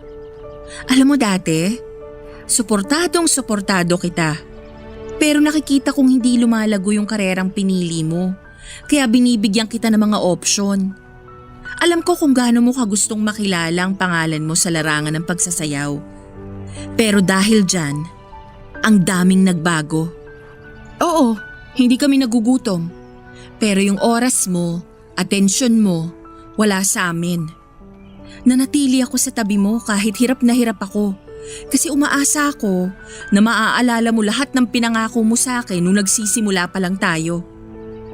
Pasensya na kung wala akong ginawa kundi bungangaan ka ha. Kasi naman, Gusto kitang mamulat sa katotohanan at maisip mo kung bakit ka nga ba nagpamilya. Yung Chris na dati kong minahal hindi ko nakilala. Ako pa rin naman to eh. Wala namang nagbago. Hindi, Chris. Alam mo, yung mga pangako mo sa akin dati, lahat yon napako. Nangako ka sa akin noon na sa lahat ng bagay at oras, kami ng pamilya mo ang uunahin mo. Kaya mo nga ako napapayag na sumama sa iyo eh, dahil sa mga pangakong yan. Pero hindi mo yun natupad. Habang tumatagal, palayo ka ng palayo sa amin. Ang daming beses kong sinabi sa iyo noon, lahat ng sama ng loob ko. Pero binaliwala mo lahat ng yun. At lagi mong sinasabi sa akin na hindi kita naiintindihan. Eh kami ba na pamilya mo? Naiintindihan mo? Pero alam mo, ayos lang sana yon. Kaya lang, sinira mo yung kaisa-isang pangakong napaka-importante sa lahat. Nangako ka sa akin na hindi mo ako sasaktan ng pisikal. Sorry, hindi ko talaga sinasadya. Pero matagal na ba kayo ng lalaking yun? Nagsasama pa ba tayo nung maging kayo? Maniniwala ka ba sa akin kung sasabihin kong hindi? Hindi ko alam. Sa totoo lang, dati kong boyfriend si Gary. Kamakailan lang din kami nagkita ulit. Masasabi kong si Gary yung nag-iisang lalaki sa buhay ko noon na perfect match sa akin. Pero dahil mas inuna niyang ayusin ang buhay niya at career, nagkahiwalay kami. Pero wala kaming samaan ng loob sa isa't isa. Inisip na lang namin na para sa ikabubuti namin pareho yon. Mas mahal mo ba siya kaysa sa akin? Tatapatin kita, Chris, ha? Minahal kita ng buo.